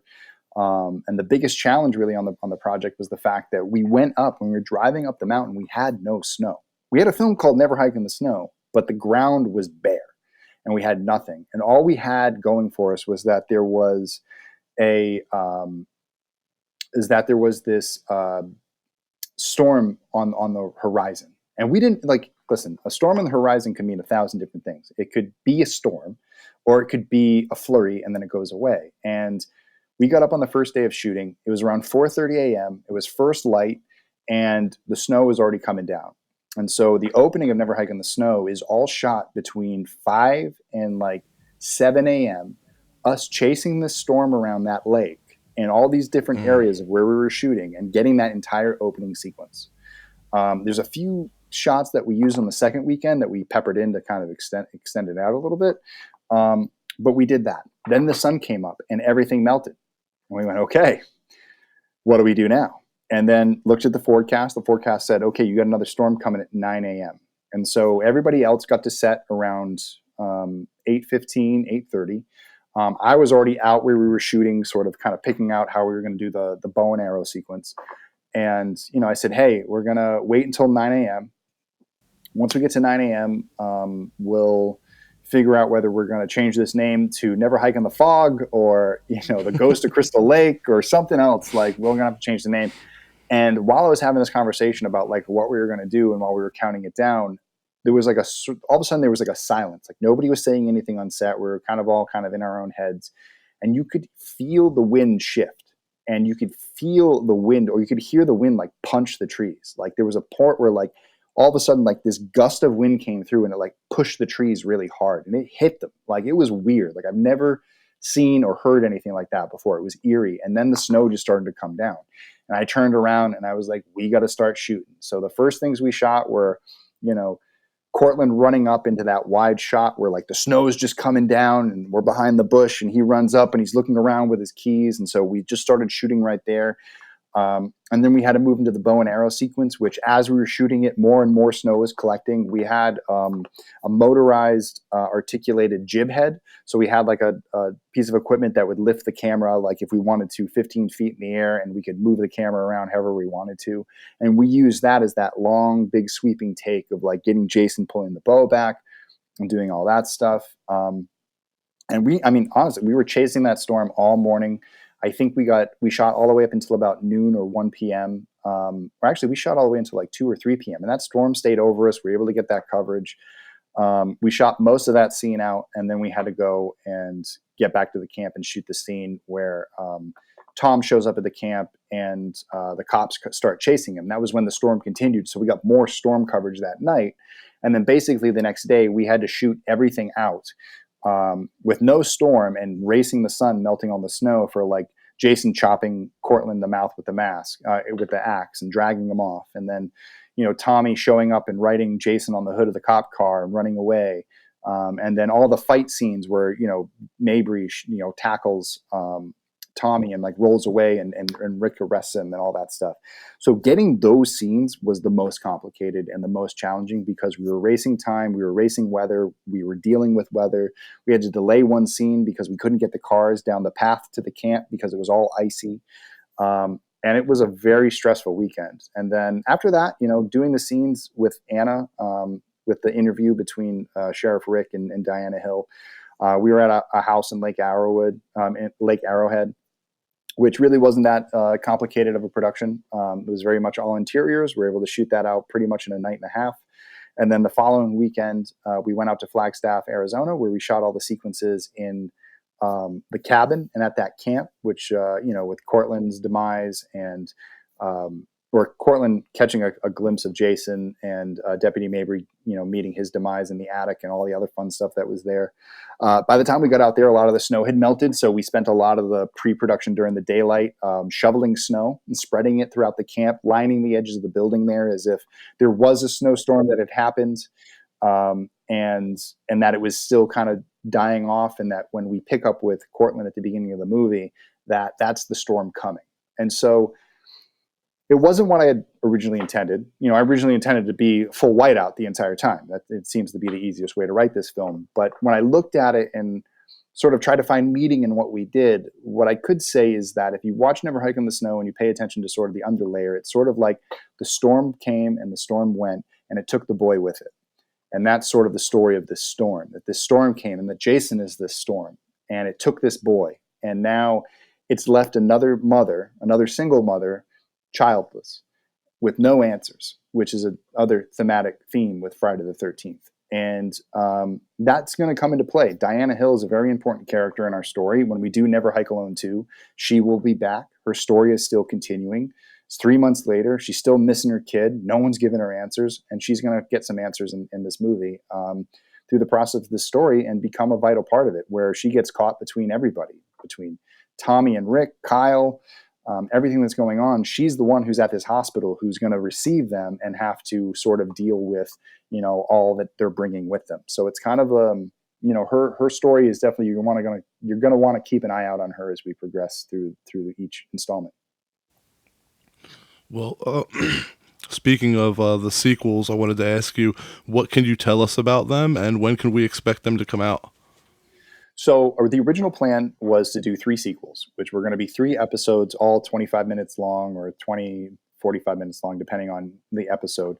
But obviously we had a big pandemic last year and that threw us for a loop. We were supposed to do more crowdfunding, shoot over the summer, do Never Hike in the Snow, then have Never Hike Alone 2 right behind it so we can continue it like a web series. And since we weren't able to do that, our plan now is to combine all 3 episodes back into a full-length feature film, which was the original idea anyway. And we're going to try to crowdfund for that this fall, sometime in October or November, depending on. I got to finish the Never Hike in the Snow Blu-rays, which I have about 600 left to do, and then we're going to have to set up that Never Hike Alone Indiegogo, and then probably shoot it spring 2022 and hopefully release it in October of 2020. That's good to hear. And I'm going back to that scene with the bow and arrow. I just have to say that that chase, that was so beautifully shot, and then the murder at the end just so brutal, and the red just plays really well with the snow. Mm-hmm. I mean, yeah, the film was built around that kill, and it all started with that. That was the idea. And that was actually an idea that stemmed all the way back to the original Never Hike Alone. That was Kyle MacLeod's original fate. In the very first script of Never Hike Alone, Kyle takes an axe to the mouth. And we even did camera tests for it. And I have stuff from 2016 where we were thinking about doing it. And the story got rewritten and it turned into Jason popping out of the side of the lake and crushing his head. And that obviously turned into a dream sequence, which then led to the ambulance. And that's why we're here today. But yeah, that sequence was something I've been waiting to do for a long time. And I thought, hey, if we're going to do a Never Hike in the Snow, Friday the 13th, Jason in the Snow, we needed something that spilled a lot of blood in the snow. And what is snow, what's like a snow themed thing that we can do that, isn't necessarily like Jason stabbing somebody with an icicle, but more of something that's like a big grand murder that you would want in a normal Friday the 13th film, but is amplified by the snow because of all the blood that it spills. And so we came up with taking that axe kill and calling it the Blood Angel. So if you look at it, he's spread out like a snow angel and the blood's flying out and the blood are his wings. So it was sort of like a cool thing to do there, and do something we hadn't seen before. We've seen Jason fire a bow in 2009. But it was sort of kind of cool to see Jason use the bow to slow somebody down so he could then pick up the finishing weapon and then come at them with an axe. I don't think we've ever seen Jason chop someone in the mouth. And I've very rarely seen that in other films. I've seen a couple other films dislodge the jaw, do some things in there, but it was kind of cool to actually stick the thing in the mouth and dislodge the jaw. And then at the end of the film, obviously, with the shotgun thing was another first, which I will clarify, Jason did not pull the trigger. He just pushed the gun up before the guy could fire, and he ended up blowing his own head off. So it's sort of a shared kill, I guess you could say. But Jason just sort of did it to avoid getting shot himself, and ended up getting that guy to blow his own head off, which became another fun little thing to do on set. And Never Hike in the Snow, like you said, takes place 3 months prior to Never Hike Alone. What made you decide to go with the prequel first instead of just like a straight up sequel? Well, the straight up sequel is Never Hike Alone 2. And unfortunately at the time, it was sort of like, God, it's such a big idea. Like Never Hike Alone 2 is such a big idea. How do I execute this with $50,000? Because that's all I've raised so far.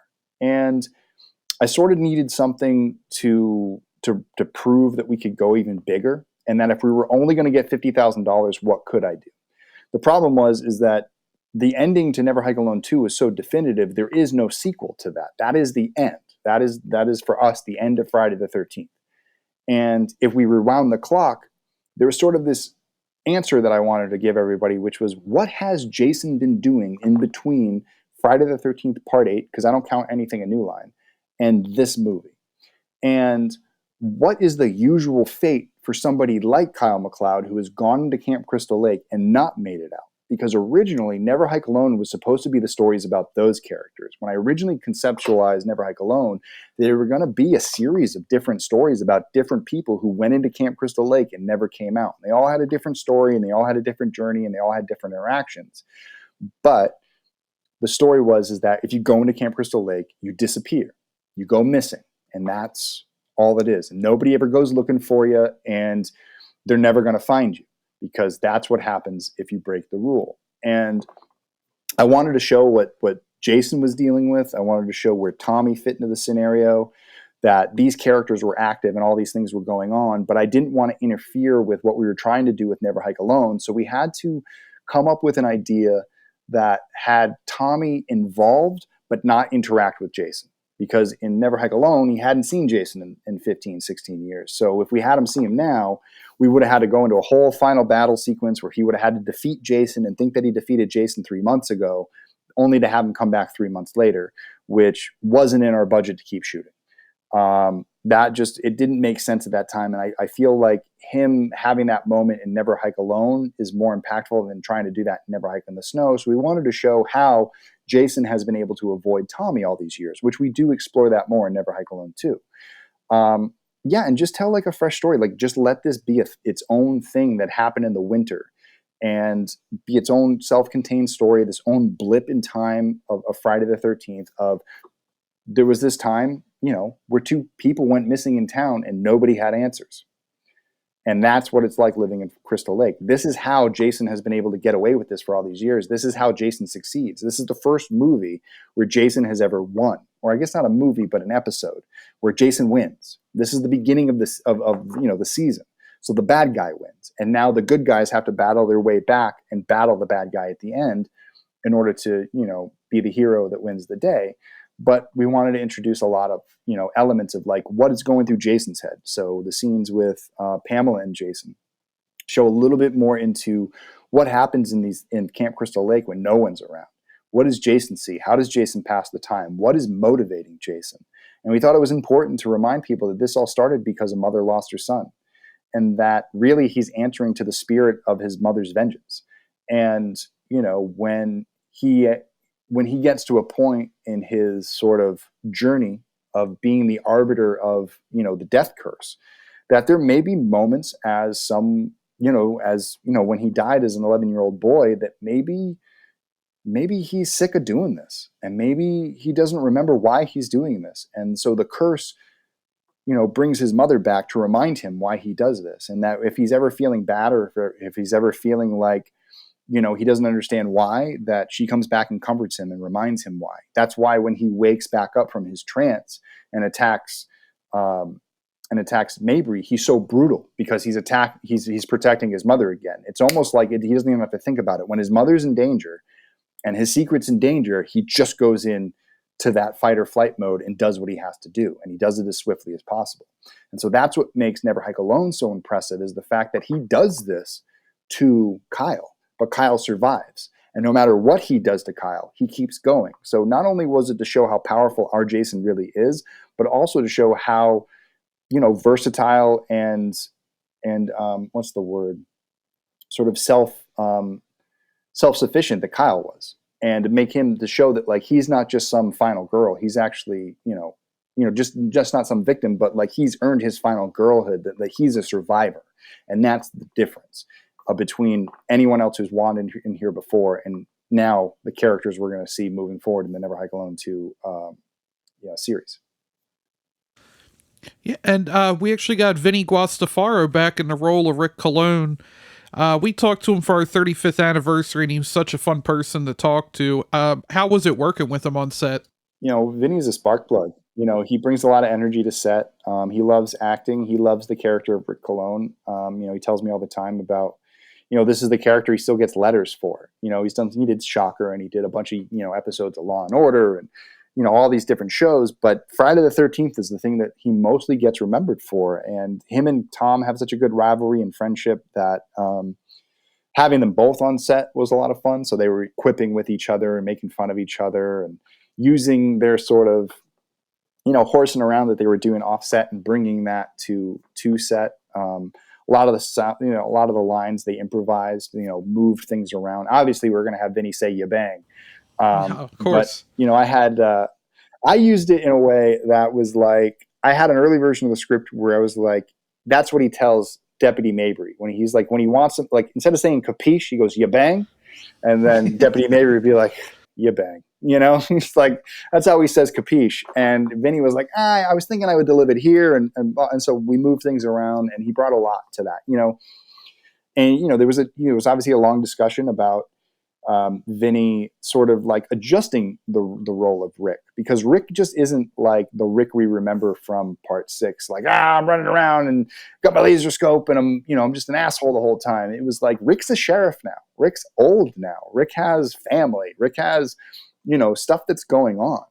And he can't just run around and be crazy young Rick. He's got to be older, wise Rick. So he picks his moves very carefully, and he's very sort of like keeping his cards close to his chest. But it isn't until Tommy shows up that he sort of loses his cool. And Tommy is what brings that young Rick out in him, what brings that energy out in him, because very much up until that moment, he's very subdued. He's trying to put the pieces together. He's trying to understand what happened. And by the time Tommy shows up, Rick has discovered that this kid has wandered out to Camp Crystal Lake, and there's probably a good chance he's never going to be seen from again. But he doesn't know how to tell his mother yet, and he's sort of kind of let time do that for him, that he'll just keep playing this thing of like, your son's missing, we're still looking for him, things aren't looking good, sorry, he must have got lost in the woods. Deep down feeling, God damn it, that Jarvis must have something to do with this. And trying to put those pieces together. So when Tommy shows up on his radar that night, he feels like this is it. Like, I finally got him red-handed. Like, we got him at the camp. Like, we're going to discover all this stuff, and we got him dead to rights. And unfortunately for Rick, he doesn't inform his deputy about what's going on. And he doesn't want to bring his deputy into the loop because he doesn't want to explain himself. And he doesn't want to try to like get this guy all riled up about some folklore legend that he doesn't even believe in, because Rick has never seen Jason. Rick has only seen Tommy, how crazy Tommy is about this Jason stuff. And he still feels that Tommy orchestrated this whole thing, and it's always been Tommy. And, he's trying to kind of keep that card close so no one screws up his investigation, but it ends up, leaving his deputy with these questions. And so the deputy ends up sort of wanting to answer these questions on his own, solves the case. I mean, he finds the boy, which, everyone's looking for this boy. He finds him. He solves the case. He finds Jason. He does exactly what Tommy wanted to do, but unfortunately, he's not as equipped as Tommy is, and he doesn't know what he's dealing with. And so he ultimately suffers this fate because he isn't given the information he needs to succeed. He's left without the information he needs to survive, and thus becomes another lost victim of the camp. And so, as you see this play out without too many spoilers, I mean, obviously when someone else goes missing while someone's in custody, that kind of absolves the other person from saying that there's anything wrong. And Rick's plan backfires, and Tommy's let out and let back into the world with a warning. And the two go about their day, and there's nothing either of them can do. Both of them have failed their town. And that's sort of the lesson in Never Hike in the Snow, is that because Tommy and Rick don't get along, and because they're not working together, the rest of the town suffers. And so in one way, because Rick doesn't want to deal with Jason, people will continue to go missing if they cross the fence. If you ask Rick, hey, if they go over that fence, that's their problem. Hey, I put up the sign. I built this thing, like the Wessex County National, what's it called? Wildlife Preserve, which we established in Never Hike Alone. Kyle says like, oh, this whole land was donated to a wildlife preserve. It's on, the warning signs and some of the camp signs that are over there. We changed the camp stuff so people think it's just a wildlife preserve where people can't go. And he feels that if anybody goes beyond that fence, whatever happens is up to them. And Tommy is on the side of the fact that we have to go and storm the castle and defeat the dragon, because the dragon is killing people and we're not looking. And if we don't stop it, people are going to continue to die. And Rick is more along the lines of like, I feel like you're the dragon and you're just doing this as a big charade. Or if there is a dragon, why would we go poke it and wake it up? You dummy. Just let it be. Let a sleeping dog lie. And so because they sort of battle with this mentality of the two sides, bad things continue to happen. And it isn't going to be until somebody does something that it's going to do it. And unfortunately, Tommy's right for the fact that Kyle MacLeod comes along and upsets Rick's plan, which is, as long as we don't disturb the dragon won't come out. Well, Kyle MacLeod disturbs the dragon, and the dragon's pissed, and it's coming to town. And so there's nothing that either of them did to it. It's something that they thought that they could avoid, or that Rick thought that he could avoid for all these years. But now he's going to have to pay the price for it because he let that dragon sleep in his backyard all these years, and he never did anything about it. Yeah, we're definitely looking forward to the rest of the film. What projects do you have coming up? Momstone Films has a lot of projects coming up. In fact, we just had one release called Jason Rising. It's another Friday the 13th fan film, which I highly recommend. I'm a producer and co-writer on it. I also have a small bit part at the end of the film if you want to watch me play a cop, which is pretty fun. It was done by James Sweet and Carl Winery, two filmmakers out of Portland, Oregon. I did a fantastic job. I went up there and worked with them, over the course of about 2.5 years, and the film released on August 13th, 2021, and they're already up to 250,000 views in like a couple of weeks, which is super impressive. I've never seen another fan film move that fast through the ranks, so I'm very proud of them.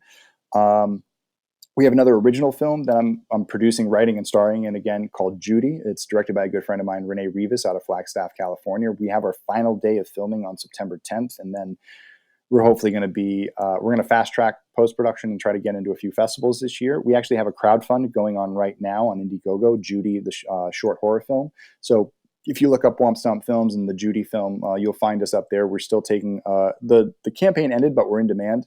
So you can still get your name in the credits. You can still get a digital screener of the film once it's completed, and lots of other prizes. We still have some producer perks and other things up there for anyone who's interested.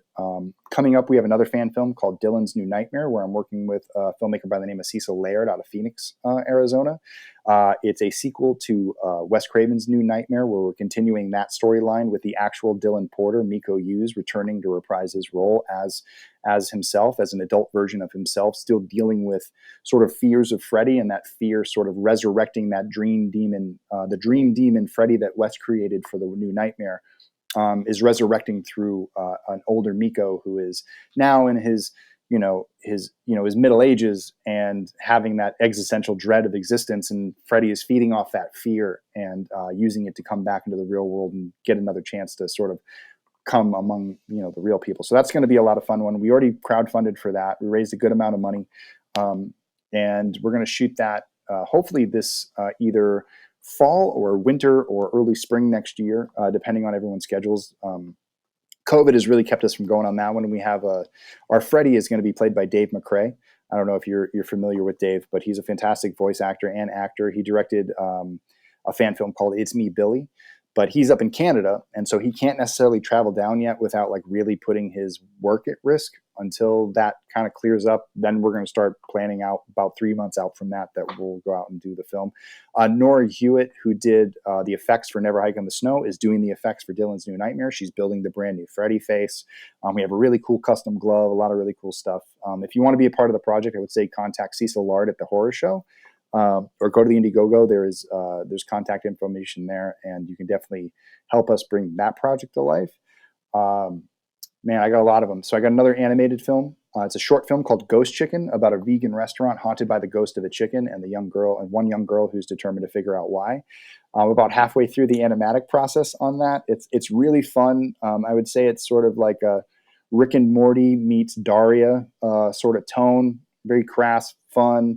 Vulgar, a lot of comedy. It has horror elements, but it's mostly a comedy film. I used to work in animation for a long time, so it's really been fun to kind of set back and go back to that world and tell a story in that world, something I've always wanted to do.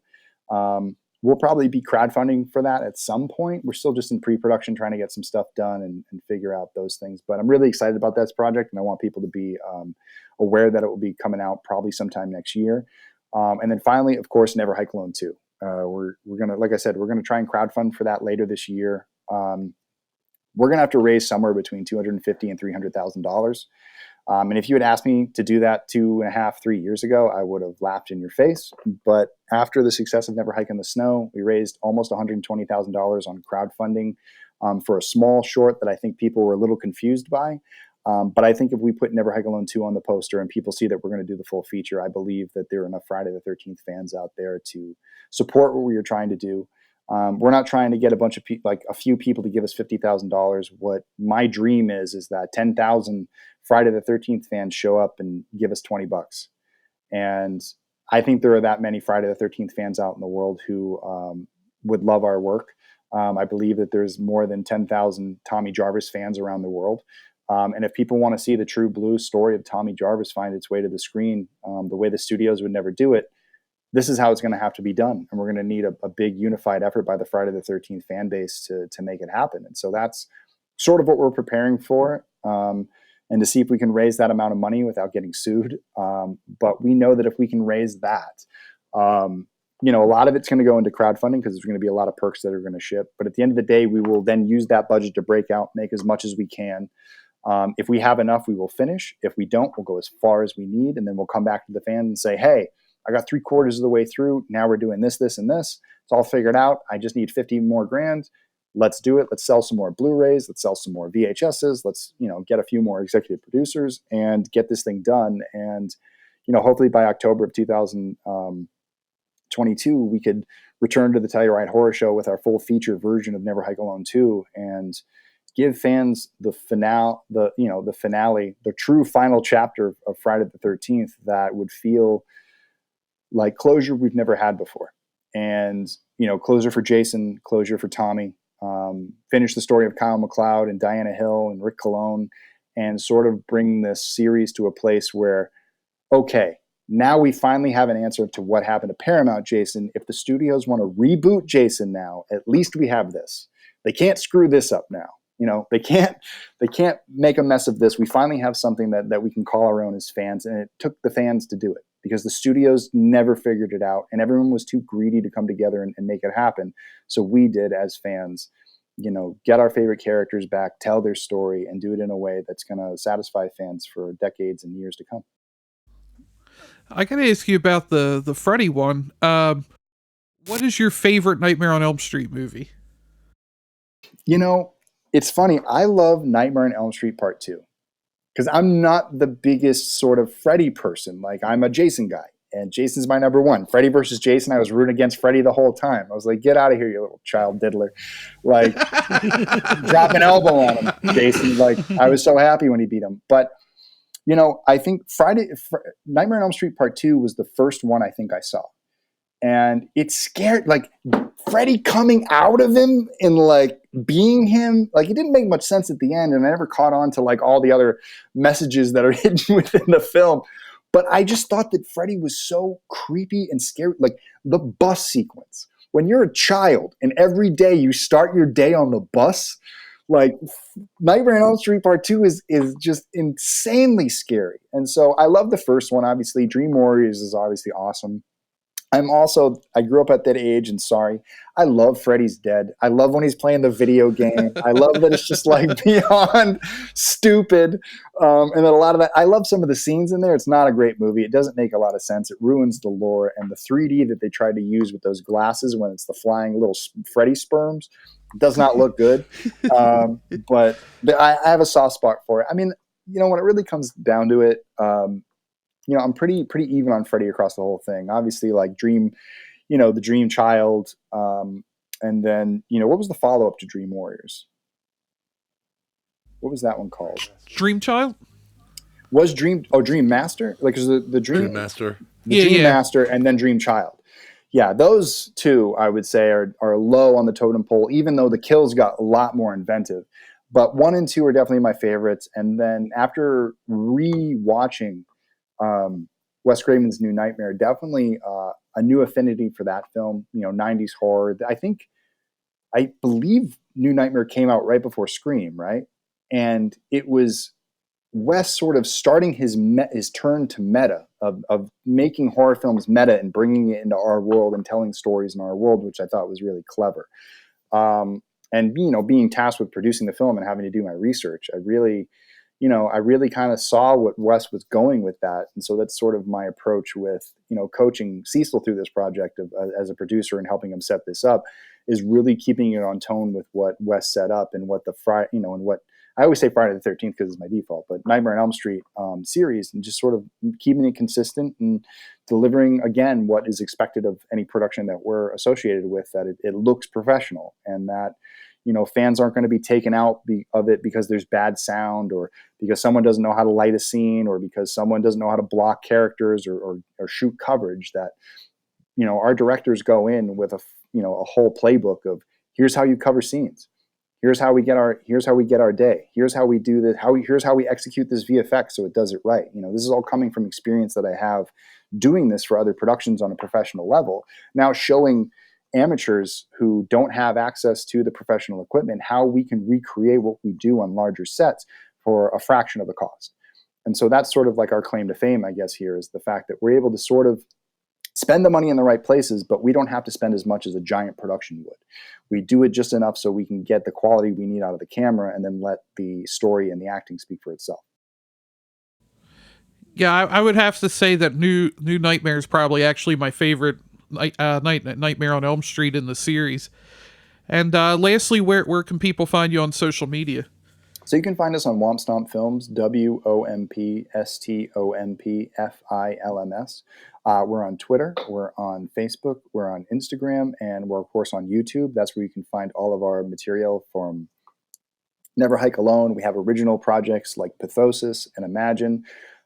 Anyone who's a fan of Never Hike Alone, Cortland Gordon and some friends of ours made something called The Lost Tapes, which a lot of people don't know about. It's a completely found footage story that isn't really accurate to Friday the 13th in some degree, but there is the Friday the 13th elements. It's shot at the original Never Hike Alone camp. And so if you want to check that out on our page, we have behind the scenes of how we made Never Hike Alone. And if you pay attention in about the next month or so, once I get the rest of these Blu-rays out, we're going to start posting the behind the scenes for Never Hike in the Snow, episodes of Trail Junkies, which star Kyle MacLeod as the trail trail junkie himself. We have bloopers, and obviously we might find a way to release our commentary tracks and things like that, so people can get a little bit more insight to the films and how we made them, and what the sort of some of the inspiration and direction that we have with some of our sequences. Well, we definitely appreciate you joining us today, and we're big fans of the series, and we can't wait for the next one. Great, I appreciate that. Yeah, and definitely fans, keep an eye out, and we'll be hopefully releasing something in the next few weeks. Yep. And thank you again, and we'll talk to you soon. Yeah, thank you for having me. It was a great time. Take care, man. Thank you.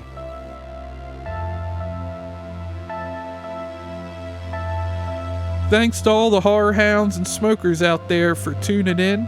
Thank you to Vincent DiSanti for joining us today. And we're big fans of the Never Hike series. We can't wait for the sequels. But I'm going to need him to get more up to speed on his Nightmare on Elm Street so I can have a long discussion like you got to have with Godzilla. I'm just taking over like half the interview. Oops. And join us next week when we're joined by Vicky from Friday the 13th Part 2, the lovely Lauren Marie Taylor. And make sure to follow us online at High on Horror 420, and that's on Facebook, Instagram, and Twitter. You can always email us at highonhorror420@gmail.com. And make sure to go to our website, just highonhorror.com, and sign up for the newsletter. And that way you'll get an email when all of our new episodes are released and upcoming guests we have. And I think that'll about wrap her up. Catch you later. Bye, everybody.